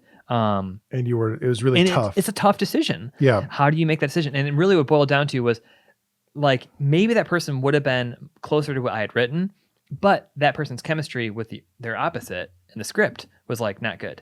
Right. So did you guys, was there like a phases of the casting process? So did you like, okay, we like these people, but let's test them together first, things like that? And how did you do that? Just over Zoom? Over Zoom. Okay. Yeah. So everything was done over Zoom. Yeah. First, like we looked at the headshots and then we made decisions based on like age range and like the kind of the type that they said that they could play or whatever. And that narrowed like the 1,000 down to like 250. And this was nationally, right? I mean, these people came from anywhere in the country. Yeah. Okay. Yeah. And then we did Skype, Zoom calls with 5 of us or whatever, which wasn't ideal, but like, we made it work. And we had one person reading the action lines of the script. And then Josh and I were just like watching it, and then we'd record it and then we'd watch them again. And then we would be like, oh, this person was really good. Let's see how they play with this. Let's see how this person was really good. Let's see how they play with this person. And we, how long was that casting process? It was probably 2 months. 2 months. Yeah. Okay. And it took a while to get to like, okay, this is the cast, and you tested. Okay, so were these all like SAG actors? Were they all paid SAG rates or? They were not SAG actors, I don't think, because we didn't have. Not that I know of. I know that they work on. Yeah, I don't think they're SAG actors. Okay. I will say the one that I did by myself, the note, the one about the homeless guy, the 2-person band one. The main actor in that, he is a SAG actor, and you just have to sign a form. Like it's super simple. So but don't they have certain rates? Like you can't go. Like I paid him like $100 a day. Oh, okay. So I don't really know how that works. I mean, I was like, dude, I don't got any money for this. Like, but he liked the script. You know what I mean? So, anyway. So do you know what the actors on Passage were paid? I think they were like paid $200 a day. Okay, so it was like still pretty reasonable. Like, I mean, not reasonable for them, but you know what I mean? Like, yeah. I'm sure they just love the opportunity. But and that's the idea. It's like, well, we want to take this to bigger places, but it really takes all of us to kind of work together. Otherwise, like you're gonna do nothing. Now was the price something when you were working on Backstage? Was the price something you post? Like this is what we could offer? And is that part of the post? I think that is something you post. Yeah. Yeah. Okay. I'm pretty sure that's what it is. And so then the 1,000 submissions, they knew going in, they're paying $200 a day or whatever. Okay. Yes. Got it. And you can look at projects and be like, oh, this is kind of like mine. What did they do or whatever? And, set up your Backstage like that. And how many days was the shoot? 4. Okay. And it was like, I think it was 4 or maybe, was it 4? Yeah. It was back to back. We did it like, I think it was like Thursday, Friday, Saturday, Sunday. So, if I were to do it again, it would, we were working crazy hours. Yeah. And that's the same with Rematch. We would do way more days. Yeah. Exactly. Cause, and that's what I learned with the note. It was like, which was the self project afterwards. It was like, okay, so I helped with the time budget for it. And I was like, oh yeah, we can clearly do this in like an hour. Well, yeah, but you forgot that like, oh, Steadicam setup takes 40 minutes or whatever. Right. And then it's 3:00 in the morning and the kid actor's parents are looking at you with daggers in their eyes. And they're like, okay, we got to get this done really fast, Right. And so what I learned was that like, basically, if you think it's going to take an hour, write down 2. Right. And so that's exactly. You did Passage very soon after coming off Rematch, right? So were you already in the pre-production process on Passage when you did Rematch? Yeah, I think so. And I used, which was like storyboarding and that kind of thing. For me, I was like nervous that I was going to make elementary mistakes because it felt really weighty. You know what I mean? It's like we have all these people coming out. Josh is spending a lot of money. It just seems like I don't want to screw up an eye line, or something like that. Right. And so I downloaded these models and put them into Blender and use a virtual camera for like the simplest scenes that you didn't need it to do it like that. Right. But I was like, we had this one scene where these 2 characters are walking down a trail together. And I was like, okay. I was so happy I did it though, because I put the virtual camera in front of them, following them, and then I put it on one side and then I put it on the other side. And then I realized, oh, if we actually put this camera over here on the other side, then it's going to look like they're walking backwards, because then like the direction of travel in the frame won't work anymore. Right. And like, I'm not new to making like visual images, so for me, I was like, I can't believe, so I was so thankful I did that. So yeah. And that's awesome. Yeah, that's cool. That's fun. So yeah, that's where we were. And that's where, when we shot Passage, and I was like, or when we shot Rematch, that's where I was in Passage. I was doing pre this. So, and okay. Yeah. Be completely honest. You cannot offend me. I'm serious. You cannot offend me. But what are things that you might have learned on Rematch that you're like, I'm not fucking this up on my film? Like, what are things that like you maybe were like, I'm glad I did this because now in my next film I can correct that issue. Yeah. Can I talk about the good stuff that I loved? Sure. I mean, I would love to hear the bad stuff too, because I can't be offended. I can't be offended. I think what I would have done differently, and I talked about this on my channel too, which I haven't posted this video yet, so I will run it through you guys before I do. But one thing I would have done personally differently was the way that we lit the garage scene. Mm-hmm. We used practicals, then we matched. So the way, and it might help if you bring up an image of it, I guess, but like the way that the garage was lit was that we used the practical fluorescent lighting and we matched that with a Kino. Right. Was it a Kino? No, it was a tube light. It was a tube light. It was a tube light. We put it like right above the table. Yeah. The table. Yep. Yeah. And if you think about what those guys are going through and like the gravity of, I was like, after thinking about that, what we should have done is we should have killed the garage lights and just had one solitary light over them, because it would have looked way like an interrogation room almost. Yes, yeah, exactly. Yeah. That's what they were doing to each other. And it was like, it was kind of a missed opportunity. So that's not your fault. That's our fault. No, I was gaffing and DPing it, so I can take it on me. And I think it's just, I don't know how I haven't seen it, so I don't know how some of the stuff turned out. So it's kind of hard for me to be like, oh, I want to do that. But from a production side, I don't think there's a single thing that I can think of offhand that wasn't like, oh, I would have done that way differently. Well, not so much that, but even just in like terms of production, because like we came off it going like, man, we did not allow ourselves enough time. That was the big one. We came out. We were like, this was same. Yeah. And I said that after Passage. So like I'd shot Rematch and then Passage, and then was like, okay, we need to double our time. So it took me twice to learn that, So like, not the smartest egg in the basket of eggs. Nailed it. Yeah, thanks. But there was nothing that you came out of it thinking, okay, like, I'm glad I did this because now I know not to F up this particular thing, or there was nothing like that? No, I don't think so. I mean, I just wish that I had different tools. Like, sure. Your job was impossible. You were gaffer and DP. Yeah, it was a lot. But I remember you asked me before, and you're like, do you have anyone gaffing this? I'm like, no. Like, you kidding? It's like, okay, we'll bring cameras. Okay. Not sure how it's going to look since there's no light. But like, but then, we overcame. I brought some of my stuff, and then we rented some stuff. And I mean, I loved working for an indie film. I loved that for your first film that you guys were like, we're going to work with a small script. Right. With a light rewrite on it.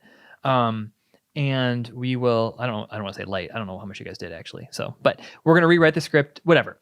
We have a small script. Little. We did as much. We did as little. Yeah, we didn't do that much. Yeah. It was like a bottle episode though, right? It takes place in one location, which is super smart. Yeah. And then you worked with people that you knew. And you guys have kind of said that disparagingly. I mean, but I think it's good. It is. It is. And like, I want to say again, the cast is awesome. I love those people. I am planning on, for the musical, like, I'm going to reach out to, oh my gosh, I'm blanking on the Aaron husband and wife. Yeah. Aaron and Glenn, because they were like gems, and they apparently have a musical background. Yep. So I'm going to at least let them audition. Yeah. And I'm not going to be handling the auditions, so I can have them do that. But I loved working with them, and like, so my musical is called Awaken. So if I ever say that again, and if I said Awaken before and you were like, what is that? That's what that is. I definitely want to get to that too, because I want to hear all about, like, we should talk about your next project and your plans for it. Is anyone in the world going to care about me doing any of this stuff? Okay, yes. I think so. So okay. So with Passage, Josh handled most everything. Josh did, Mr. Wreck. Yep. And he's just moved to South Carolina. Are you planning to work with him more? Oh yeah. Okay. Right now, because after we made it, the idea was to try and get it onto, like, we called it a Netflix hopeful. Right. And it was like, well, if Netflix says no to us, then there's Hulu, and then there's Amazon, and then there's all. But Josh started working with a producer, and she, I guess, does a lot of like Hallmark films, but also does feature films. Mm-hmm. And she told him, well, you could go that route, but if you go the TV show route, what's going to happen is that there will be a showrunner, and they will purchase the show from you, and you guys won't be able to do like creative. He couldn't be the showrunner? I guess not. She said like 9 times out of 10, you're not hired as the showrunner. I don't know how it works, but that's just what that. And so I think that's what he'd want to be, right? Yes, he wants to be the showrunner. To be the showrunner. Yeah, but and and really he wants to produce it, and direct it. Like people say producer as if it's an creative role, but it's not at all. Yeah, it's oh my super gosh, creative. Producers are. I think people get confused. They think, oh, producer's someone who like fronts the money. Like an executive producer does. A producer can front the money, but that's really not the producer's job. Yeah. No. The producer is the lifeblood of that's why when you accept the Academy Award for Best Picture, it's the producer who accepts it. Yeah. Yeah. It's like literally it's their baby. Yeah. Yeah. And so he's decided to turn it into a feature. And so now, like, we had written a Passage story Bible. I had like a season 1 arc, Oh, wow. But that has all been, you can't, not scrapped, but it's been reworked. It's being reworked. And we learned stuff on Passage. We learned the audience is not going to infer this detail that you think is super important and super obvious, right? Mm-hmm. What are some of those things? Because this is what I really want to get into. Like, what are the mistakes of Passage you feel? I'm sure you having directed it. I'm sure you having directed it could. Okay, so we've talked about time. So time is a big one. That one's like kind of a given. I think just so when the characters meet in Passage, they meet outside of a house in the middle of nowhere. They kind of run into each other because one set of characters is following the other set of characters, and they sort of confront each other. Yeah. And I felt like their banter back and forth was just not how people talk. And that's okay in a movie. Sometimes people don't, it's heightened reality or whatever. I think. Well, it to me, it felt like they knew each other. Exactly. Right. And so in that context, it felt like natural to me. Don't be being nice right now. No. Because I mean, I'm trying to tell you my mistakes. Because I actually mentioned this. I mentioned this in because when you sent me a Vimeo link, I did a bunch of comments in it. And one of the things that I really liked was so the main character Venessa says something like, "You're following us," and then who's the guy's name? Can we? We can't put Passage on right now. Maybe we can put the trailer on. In this thing. I'm not going to do any of that with this anyway. It's just going to go out. Yeah, okay. Yeah. So Venessa is the female. Can you put it in the links? The female, yes, definitely. Okay. It's going to go in the links. So Venessa is the female lead, and her brother is her little brother is the one she's trying to get the medicine for. Right. So is everything cool? You're over there looking. Yeah. He's just checking the Bitcoin price right now. So, and then they run into, I just describe him as the jock character. What's his name? Wakalo is his name. John is his name in the script. John. Yeah. So they run into John, and John has like a buddy, like kind of a nerdy buddy. Yeah, actually it's his little brother. Oh, it is? Yeah. Okay, so that was not, script. Okay. Right. Okay. Yeah. So she says something like, "You're following us," and John's like, "We're not following you." And then he says something like, "Oh, right. Yeah. So he says like, "Oh yeah, of course we're following you. You're Miss Prom Queen. You're Miss Perfect. You're Miss whatever." And my critique was, I really liked that line. Yeah. And I felt like the opening when we're in the classroom, I wish that was more like the fact that she's the popular girl was like more obvious. Mm-hmm. Like that she was like this like annoying kind of valley girl sort of, you know what I mean? Like the kind of person you know is like, because that would be really interesting then when you see her in this post-apocalyptic setting. She's not like that at all. She's very stoic. Right. She's a completely different person. Yeah. And when I went back and watched it again, I'm like, what is there? There's a little bit of like, she's like, like talking, but I just felt like that and I know the opening was something you guys came up with. It was like, yeah, we came up with that while I was driving. Exactly. And I wrote it down while I was driving. So it was a scene. So like while we were filming. It's totally forgivable that like, oh yeah, we didn't think about that detail. But I just thought, man, if that idea was pushed further, because I loved that line. But can you imagine that movie? So you got these two characters that are supposed to already know each other, And if we didn't have the opening scene at all, at all, school, yeah, it would have been like, wait, what's happening? Like, well, maybe I don't know. I think you can infer it, but so that bothered you. It bothered you. I think overall the biggest lesson is just like my friend Josh, who's one of the writers on 3 Failing Writers, talks about short films, and he's like, with a short film, you get one thing. Yeah, one thing. And what we were trying to do is we were trying to introduce a post-apocalyptic world. Right. We were trying to introduce this problem that Venessa has. We try to do like 10 things. Right. And that's the problem with Passage. The problem is that we try to do too much. It's like, and having the wisdom. Shorts are hard, man. Features are almost easier in a sense. Like it seems like it, at least. It seems like right? it in terms of writing it. Because it's hard to whittle because the best shorts that I can always think of tend to be, I don't want to say like gimmicky, but they tend to be like not necessarily about the story. Like when I think of something like the short for District 9, I don't really think about like the story of it. I kind of think like, oh, isn't that brilliant that he did the effects himself and it looks in like the tone of it and like the visuals of it. Or I think of like the Whiplash short, which was like just a scene from the movie, but that scene is doing just like one thing. It's just like, this is the relationship this student has with this instructor. You know what I mean? Like what else is it really telling you? You know what I mean? I have to go back and watch it again, but it's tough to like hone down to like, what's the essence of your project in short form? Like that seems impossible sometimes. Because I think about that with our feature that I've been writing and developing. And I'm like, I don't know how I'd make a short out of this. Well, I have no idea. I think what I would just encourage, what I've learned from Passage is to make the smorgasbord. You've got all the things like, okay, I want all these things to go in here, but only give yourself one blank. Right. And then pick the most important thing, do that one, and then let that be the thing the camera is pointed at the whole film. Right. That's what I've learned. So you felt like when they meet each other outside that house, you were never really happy with the dialogue in terms of the exchange. Yeah. Is there any essential aspect of the? Oh, I should go back. I wasn't dissatisfied with their dialogue. I was dissatisfied with the writing, which I wrote that scene.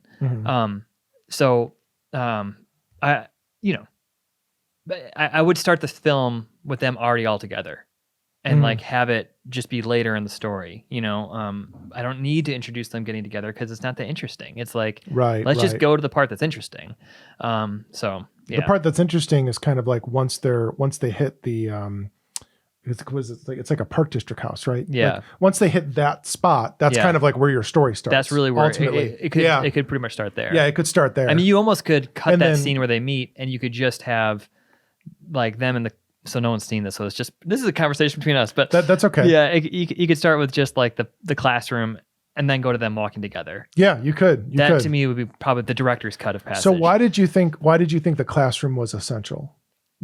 Just to do that, to establish the because so if I'm just gonna tell you what happens in the beginning. So in the beginning of the film, you've got the main character as like a preppy popular girl, right? And then you've got the male lead as a sort of like outcast looking at her, and the preppy girl gets away with everything. She's not paying attention in class, and the teacher asks like, what is the theme? He writes on the chalkboard. Jekyll and Hyde. Jekyll and Hyde. What are the themes? And then she says that all of us have the potential to be monsters. Right. And then right after that, we cut to the teacher dead in a field. And that's the teacher. Yeah, I knew you were going to say that. Yeah. We cut to the teacher dead in a field, and then we cut to Venessa holding a gun as she's no longer the prom princess, prom princess. Right.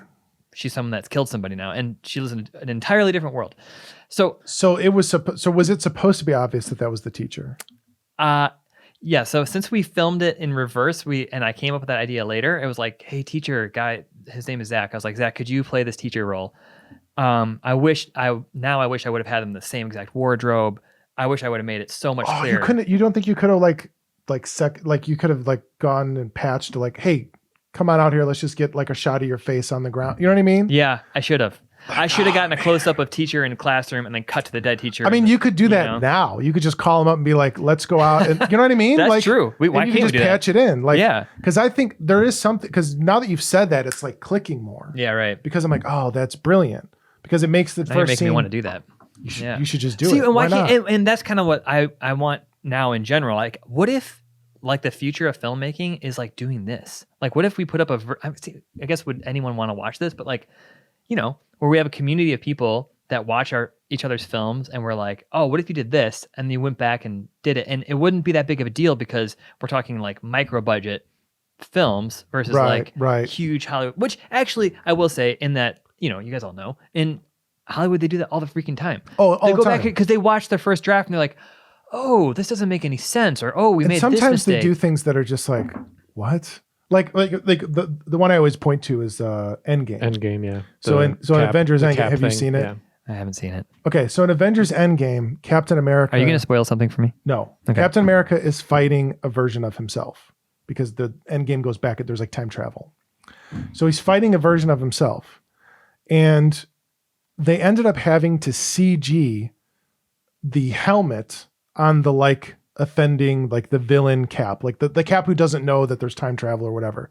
So the Cap who's in the current timeline, who's in the old timeline that the current one's in, that Cap who's like the foil of our hero Cap, they had to CG a helmet on him because they realized, not while they were writing it, not while they were shooting it, but when they were editing it, oh wait, you can't tell them apart. And you kind of think but here's the thing, it's one of those things that as a viewer you're like, really? Yeah. You had but they had to be a viewer too. Exactly. Yeah. That's the thing. And then you think that way. And you think, man, what idiots? Who's directing these big movies? What morons? Yeah. And then look at our situation, REMATCH. We're sitting there. Humbling, isn't it? We're sitting there in the edit room, and Cassie, who was the editor on REMATCH, who wasn't in the she wasn't part of the shoot. She was there one day, but she wasn't part of the shoot. We asked her, what do you think this whole what's the name of the Lisa Janowski? Lisa Janowski storyline. Yeah. What do you think this whole Lisa Janowski storyline is about? Mm-hmm. And she's like, oh, I don't know. And we're like, oh yeah, it's not clear in the movie at all. What? Yes. And we're like, oh wait, because you had idiots. this idea in your mind, right? We have these ideas too, and that's what we had with Passage. We had these ideas about, oh, this is this character's backstory, and this is really interesting, right? But no one's going to know that stuff, right? And it's very difficult to divorce yourself from all the things, and that's also true. That's also true when you're scripting and you're doing drafts, Mm-hmm. because sometimes you I need to cut these scenes because I need to get the script shorter. But no matter what, the memory of those scenes, which are now fall into backstory, are still in your head. Yeah. So you'll be like, oh, the movie still works. Well, does it still work because that scene still happened? It still happened in the reality of the characters in your head. Yes. Do you know what I mean? That's why it's so important to have other people read it, because you're like, I don't know, it works for me. I think that's so true. And I think one thing that I'm planning on doing with Awaken is basically I have been, and you get to version 78 and you're like, yes, I love this. It feels like I've always wanted to feel blah, blah, blah. And then what I've been doing is for version 79 is basically I'm reading it out loud. I literally say every word out loud. Yeah. And I'm like, okay, that wasn't clear. That wasn't clear. You've just started doing this. I'm so Awaken is episodic. So each episode is 60 minutes. And so for episode 1, right? So I'm just doing episode 1. Mm. And the idea is okay, let's make, and I probably am going to make the epilogue of which takes place as a flashback within episode 1. I'm probably going to make that. It'll be about 10 minutes and then, do the Kickstarter thing or see if there's interest or whatever. Mm-hmm. And if it doesn't take off in the way that I want it to, and we're not able to film the whole 60 minutes, I'm planning on doing it as a podcast, radio show for the rest of it, where what we film will be sort of the first thing that you watch. You know what I mean? Mm-hmm. But yeah, the whole idea of how, what is working, what is not working, how do you find that out? And I think going back to the Lord of the Rings, that is why those movies work so well, is because Peter Jackson, who went back and did a bunch of reshooting, even after this, he storyboarded the whole thing himself. He recorded himself, doing all the voices. Right. Right. And then the actors were able to watch the movie before they went and acted the movie. So the movie was kind of already... And Pixar does that. Pixar does that, yeah. Pixar assembles the whole movie with animatics and storyboards before they ever go into animation. They certainly have to. They have to, But and their movies are a lot better for it. And there's so much we could say about Pixar. Man, if you want to read a good book on filmmaking, check out Ed Catmull's Creativity Incorporated. Mm-hmm. It's awesome. Okay, so anyway, so what I'm planning on doing with Passage is doing an audio read of the script. You mean of your new short? Of Awaken, right? Yeah. Mm-hmm. Okay, so with Passage, so I think part of the problems you feel in terms of why it was not as good as it could be is because the script like wasn't 100, kind of like our situation. The script, once it's all done, you're like, oh, the script wasn't 100%.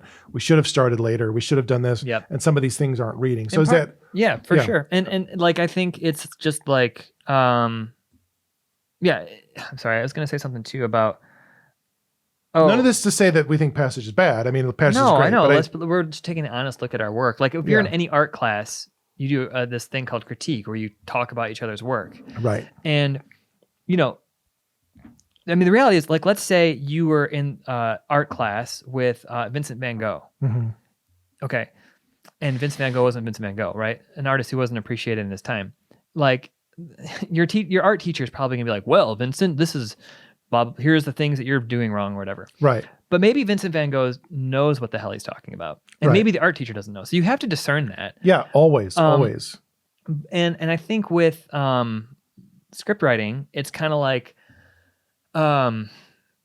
you write these backstories. There is, like, Quentin Tarantino in his scripts writes things that no one will ever see. Yeah. Oh, well, the bride is like this because this is her backstory. It's almost like he writes novels for his scripts. Right. So it's very different. Yeah. So, like, I think that his scripts would get destroyed in like a screenplay contest. Like people be like, this isn't a script, but he doesn't care because he like. Let that just sink in. Yeah. Quentin Tarantino's scripts would get destroyed in a screenwriting contest. Yeah. Just want to say that. That's like, so he's not writing as a writer. He's writing as a director. And I think like you writing things about your characters, like the bad guy in Passage, I told him his backstory and he was like, oh, so like I need this medicine because my girlfriend is pregnant and like I was a drug dealer, a drug addict, that was using this drug recreationally and I went through all of it. And like, so for him, that like made his character come alive. And I think like for us as writers, we have to do that too.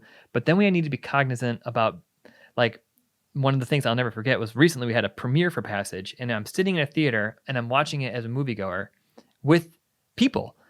And I was like, this is how I need to think about every time, like a script, every time I'm writing a script, is that I'm going to be sitting in a room with other people and there's going to be moments where they want to laugh. There's going to be moments where they need to breathe. One of the things I'm terrible at as a screenwriter is levity, like giving moments of pause and letting people just like breathe and like, you know, laugh and like, you know, so anyway, things I'm working on. Yeah. Okay. I don't know. I don't know where it's going with that. No, but no, it's okay. So in terms of the post-production process on Passage, how involved were you? Because I had asked you some questions over text. I was and you were very like, involved. Yeah. Well, because you were like, because I was like, oh man, like, you know, because I was like, about the premiere, I asked you about the premiere. You're like, oh, Josh handled all that. I was like, yeah. Oh, so with sound, with editing, I mean, like, how much were you in the room for? Did you kind of like hand it off to him, or did you like just kind of run through that whole process? Yeah. So we edited it together, like literally in the same room together.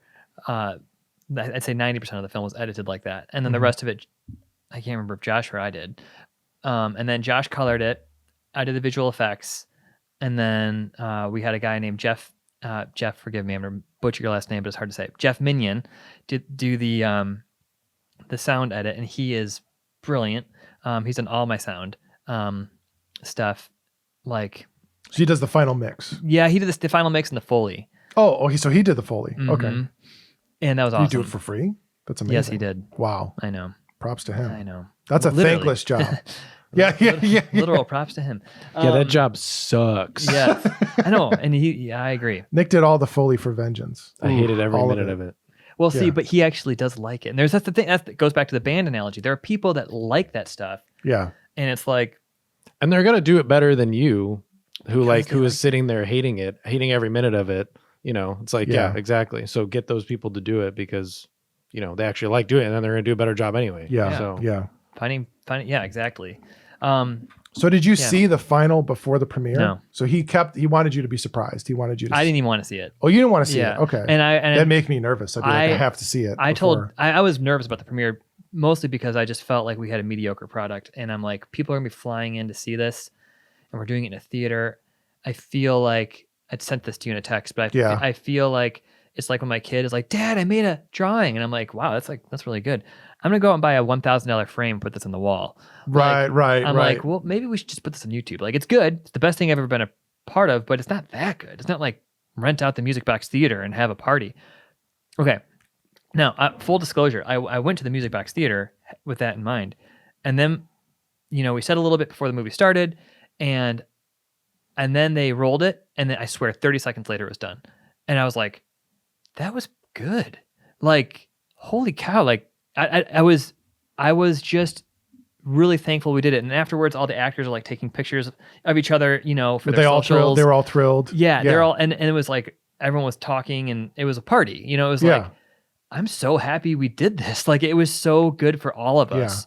And like, it just, and it also, so now, like, now Josh is writing the feature length version of it because he's going to do the funding and, or he's going to try and get funding. And I don't think there's 4 of us that are working on writing it. And again, Josh is steering the ship. I'm just, at this point, I was like, Josh, just write the first draft and then we'll come in and like, we'll start to work on it. Just like the same way we did with the short, but this time we have some experience and things that we've learned, So yeah, and that wouldn't happen. I don't think that we would have had the same passion for it and drive unless we had that premiere. Yeah, it's huge. It's a big deal. When we did Vengeance is it's kind of like a Star Wars fan film, but not really. I mean, it was. Did I ever tell you the story of Vengeance in the Outer Rim? Well, tell it, because I don't think. So the story is hilarious because it's literally just a princess party promo. So it was like a princess party company who we had done work for reached out and was like, I want to do a lightsaber fight. And I was like, cool, let's make it a short. And so the part of it that she actually paid for, a little promo bit, was like a little fraction of the short, and the rest of it we just did for fun. But that was a similar sort of thing to Passage, where we were kind of like directors for hire. Like, I did write the script in a sense, but I had to write around what they had already established. Like, these are the characters, this is the situation, this is the makeup and what, because one of the funny things about the movie costumes, I think too. Costumes, was already decided. One of the funny things about the movie is like the makeup on the villain is obviously just someone, it's nothing. It looks terrible. And so not to say that Kitty, who plays the villain, is bad at doing makeup. It's just like she has to do something that she has to have makeup that she can put on quickly because she's going to like a party, like a princess party. You know what I mean? Yeah. So it looks like party face paint. It looks like party face paint. Yeah. But if you don't know that going into the movie, you're like, what? Like, why are they, you know what I mean? Yeah. So it's things like that. So we were kind of directors for hire, and it's kind of something we came out of that process thinking, as much as, I met Aaron and Glenn, who are the actors in Rematch. I met them doing that movie. So even though that movie I'm proud of, in a sense, I don't think it's very good for what it is. And I don't like the fact that I had to work around all those things because I wouldn't have made those decisions. But the thing that sucks is that no one watching it knows that I didn't make those decisions. And so when we had a discussion after that film and we said, we're never doing that again. Like, we're either like, we have to be okay with every decision being made or we walk. Because that's something that if I have to like explain to someone, well, this is the scenario, because I think when people know the scenario, this is like a princess party ad and this is what you had to work with, then people go, oh, well, that's impressive then what you were able to do. But if they don't know that, they go like, what is this? Like, why did you do that? You know what I mean? Like, it's kind of, it's an interesting thing. Like, you kind of assume if I have to write a dissertation to explain it before you watch it, then I shouldn't do it. That's kind of how I see it. Yeah.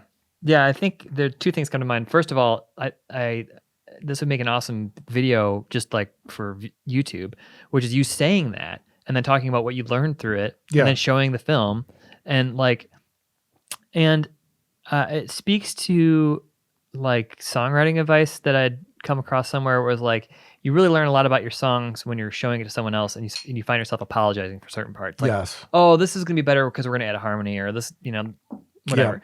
Like, but you met Aaron and Glenn on that, and I definitely don't regret any part of it. And there's sure. a ton of it that I'm really impressed with. That there are things, because I'm similar to you, but I'm not nearly as talented as you in terms of this. I did all the effects on that movie myself. So like all the saber clashes, all like everything, all the sparks, all the compositing, like all this, like the ship at the end that flies away. Yeah, that's all. If you can do that, you can do anything. I did all that myself, and it took me what take us like 2 years. It's not like I worked on it 2 years straight. It took a long time. It took like 2 years for me to do post on that movie. And I was like, I wish I spent longer than a day on the script. Like, I wish I should have known this is going to take a long time in post. And I should have spent a lot more time. Like, even though I had to work around their material, I could have written a better script.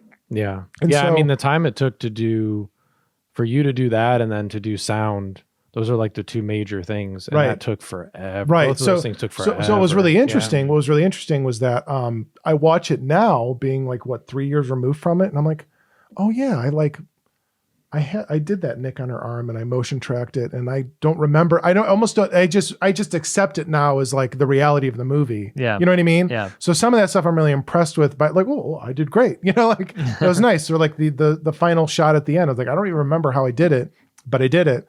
And so, yeah, I'm very impressed with it, but yeah, it's, that was a major experience for that reason, you know? So it's interesting to me, like you coming from 2 projects now, REMATCH and also Passage, where you were working around other people's ideas, you were working around, and yet you still made it work for you. You know what I mean? Like with REMATCH, you obviously weren't the director, so that changes things, but you obviously made it work on Passage where you weren't necessarily the heartbeat of the production, but you know, you don't come away with it with the same sense that I came away with, you know, from Vengeance. Does that make sense? Yeah. That's true. Yeah.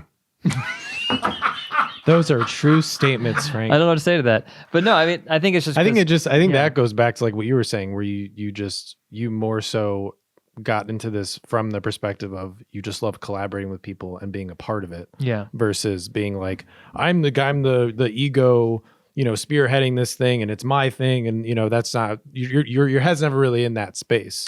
So like you wouldn't really come out of things and have those things to say. You would come out of things and have, you know, the positive things to say about it. Hopefully. And I know that makes sense. I know how I'm in the same way where like I judge my work, but like when we had the premiere, because we also did it at the Music Box for Vengeance, but we just didn't do it in the theater. We did it in like the lounge room. They set up a projector. We didn't have nearly as many people. But it was still pretty cool though. It was awesome. I'm so glad I did it. It was awesome. And I was so embarrassed. It was a lot of fun. It was a lot of fun. Showing it, I was so embarrassed. And like, you know, even I'm sure there are people in that audience, friends of mine that showed up that were like, this is like bad. But they're not going to say it. You know, I mean, those people like, are real friends. No, I mean, like people are real friends if they think your work is shit. It's okay. Like they can think that. Yeah, that's true. You know, like a good friend will be honest with you and say like, oh, some of that was good, you know, whatever. But that's true. You know, but it doesn't matter because I know how I am. And if I was at that premiere, at the premiere of Vengeance, not as the person who made it, but my friend made it, I wouldn't care if it kind of sucked. It'd be like, damn, look what you did. That's awesome. You know what I mean? So I think and that's what we had. We had that was a really great experience to have that premiere and like actually watch it in front of an audience. Yes. And to see it really invigorates you to keep going. Yes. It does. It invigorates you to do the next thing. It does. To do the next thing and do the next thing. So like, I mean, when we're done with the REMATCH, I want to do something similar. We have to have a party. We have to do some party thing. I want to see because I feel like that's always the moment that makes me go, okay, cool. Now I'm like, let's do something else. You know what I mean? I feel like before then, that whole process of like shooting it and post-production especially and everything, you just get so like bogged down by everything, and then you kind of just feel like, oh, what's the point of like even making another thing after this? And then it's like when you're done, and I don't want to show this to anybody. People, you know, kind of like bring that energy, you know, they infuse you with more energy by like, you know, by being excited about it too, and you know, that kind of stuff. And I think you realize that's kind of the whole point of doing it. Yeah. You know, exactly. is that you can is to show people. Like that's the whole point. Yes. Like, you know, you're not making it for yourself, you're making it for people to watch and enjoy. Like that's the whole point of filmmaking. So in terms of Passage, it's kind of out of your hands now, like it's Josh's thing in terms of like the next steps for it. Obviously you mentioned he wants to pitch it to studios, maybe make it a feature. But in terms of, so you're kind of like hands off on that now, but so what's next on the horizon for you in terms of the next thing? I mean, it's obviously this big, massive 5-year project is on the horizon somewhere down the line, but is that the next thing? Yeah. Okay. It's the next thing. Yeah. So talk about where you're at with it. So you're at draft 78. Yeah. You're finally happy with that draft. Do you think there's going to be more drafts or is this it? Well, so right now I'm at, you know, I guess I should say, so it's 79. So I'm doing the cleanup pass, which I will call as its own version. Well, I guess it is still 78 because I'm just cleaning it up and it's not from scratch. So we'll call it 78. Cool.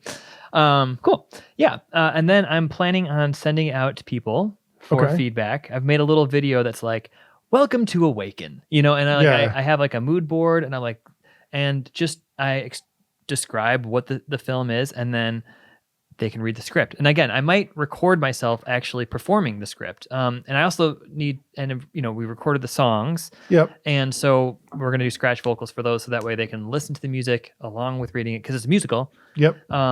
And it's kind of like a musical in the sense that like a Disney movie is a musical, though, if that makes sense. Yeah, kind of go into that. What do you mean? Well, like if you watch The Little Mermaid, I mean, do you call that a musical? Yeah. You do? Okay. Yeah. Okay. So yeah, those Disney Renaissance movies are my favorite kind of musicals, to be honest. Yeah. And well, what differentiates that for you between? So, why is Little Mermaid in your eyes not a musical?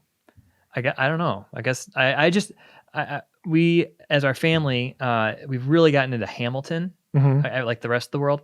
My kids who are 12 and under performed Hamilton for my wife for her birthday, like a couple days ago. So wow, they're like really into it. So we like, when I see that, I'm like, that's a freaking amazing musical, and I guess, yeah, you're right. I mean, so I don't know a ton about musicals, except that what I don't want to have happen is my daughter is really into Descendants. Have you guys seen Descendants? No. It's like a Disney thing where it's like a Disney Channel show. Yeah. Okay. That's probably now on Disney Plus or whatever. Yeah. And I just don't want to have that. I kind of like want it to be more like the movie Once. I don't know if you've seen Once. Yeah, I've seen Once. Yeah. In terms of like how music is, I mean, those are two musicians.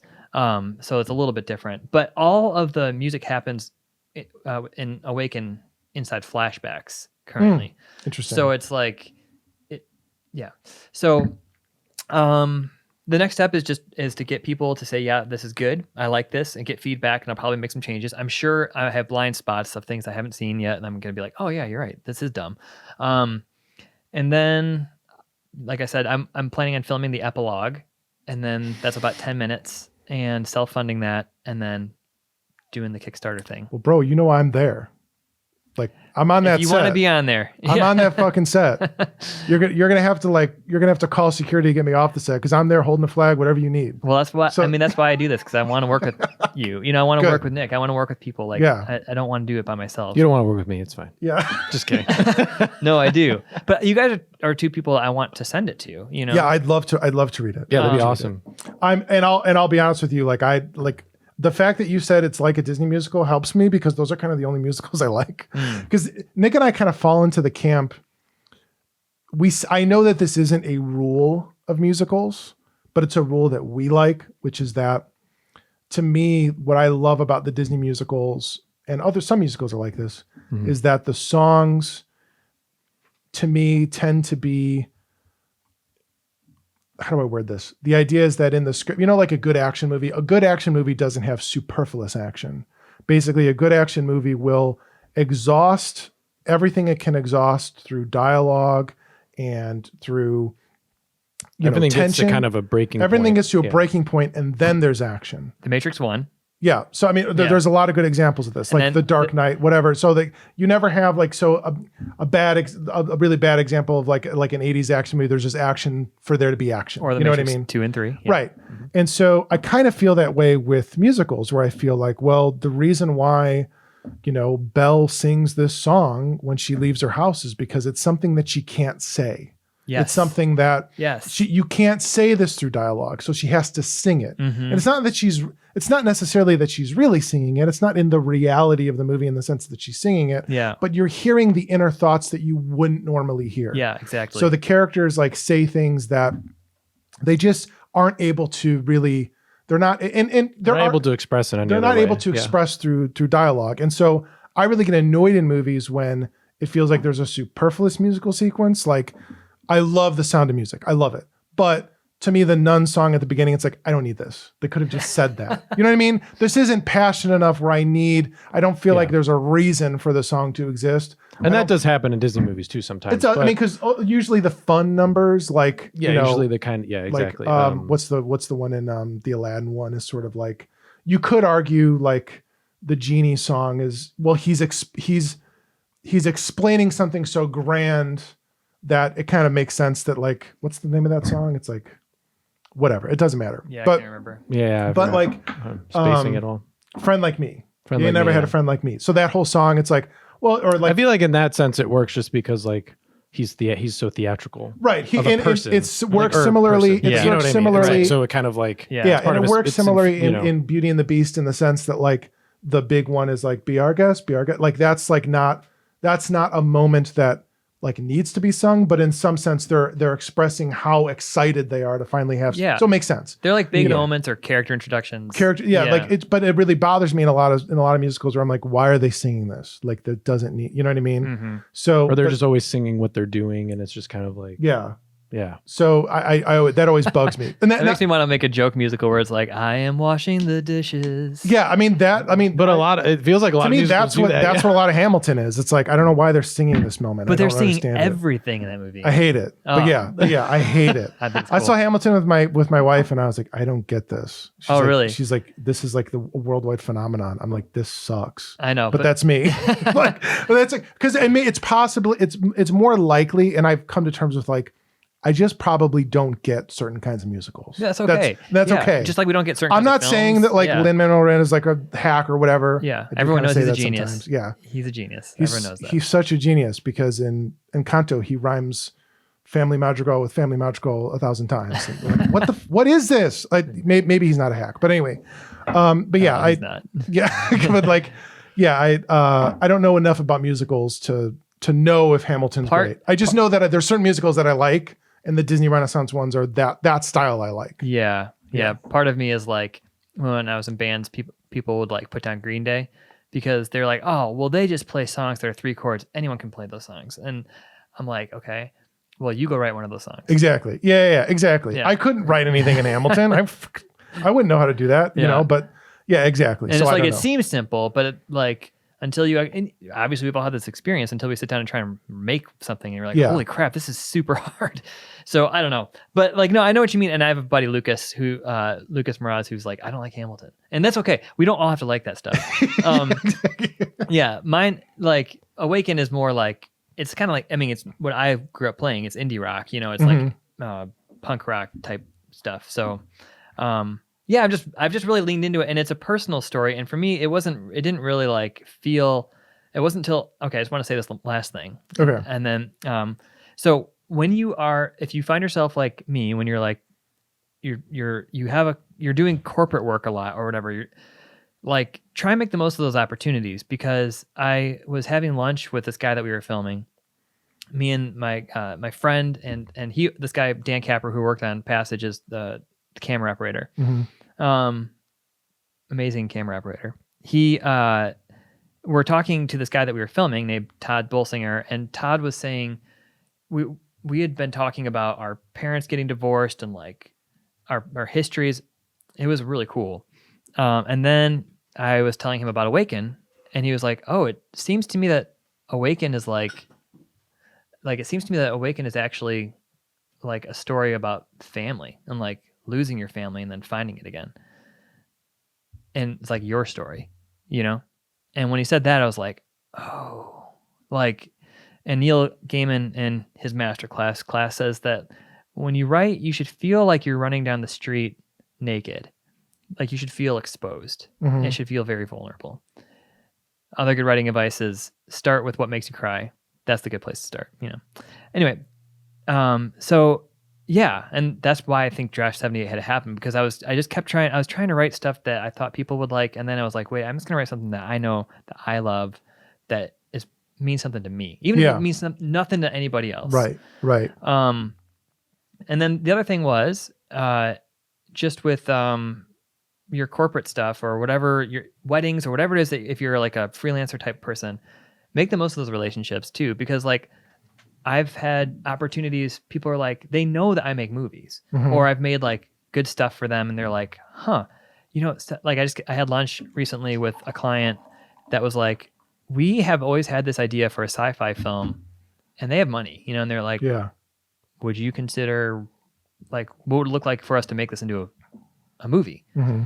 And so I was like, well, let's get some writers together. We'll pitch some ideas at you. And that's what we've done. So we like made some pitch movies, sent it to them.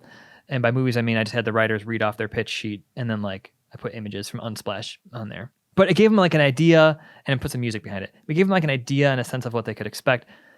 All that to say, if you find it, like make the most of every opportunity because you just don't know. You just don't know. Right. And yeah, so there you go. That's me. Hey man, how long have we been doing this? What's the time at? Like 5 hours. Recording. 2 hours. Hey man, we did 2 hours of this shit.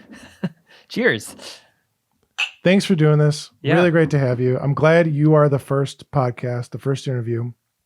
I'd love to interview Josh. I'm upset he's like not here anymore. Do it over Skype, man. I know I can do it over Skype. Just do it. I'm going to do it. I'm going to do it. Yeah. We'll definitely do it over Skype because I'd love to know more about similar questions, but from his perspective and everything else. You'll be talking to a lot of cool filmmakers. You should also talk to Josiah and yes. Yeah. Yes. All right, man. Cool. Well, cheers, you guys. Yeah. Let's wrap it up. So what are you doing after this? The gym. Oh, the gym.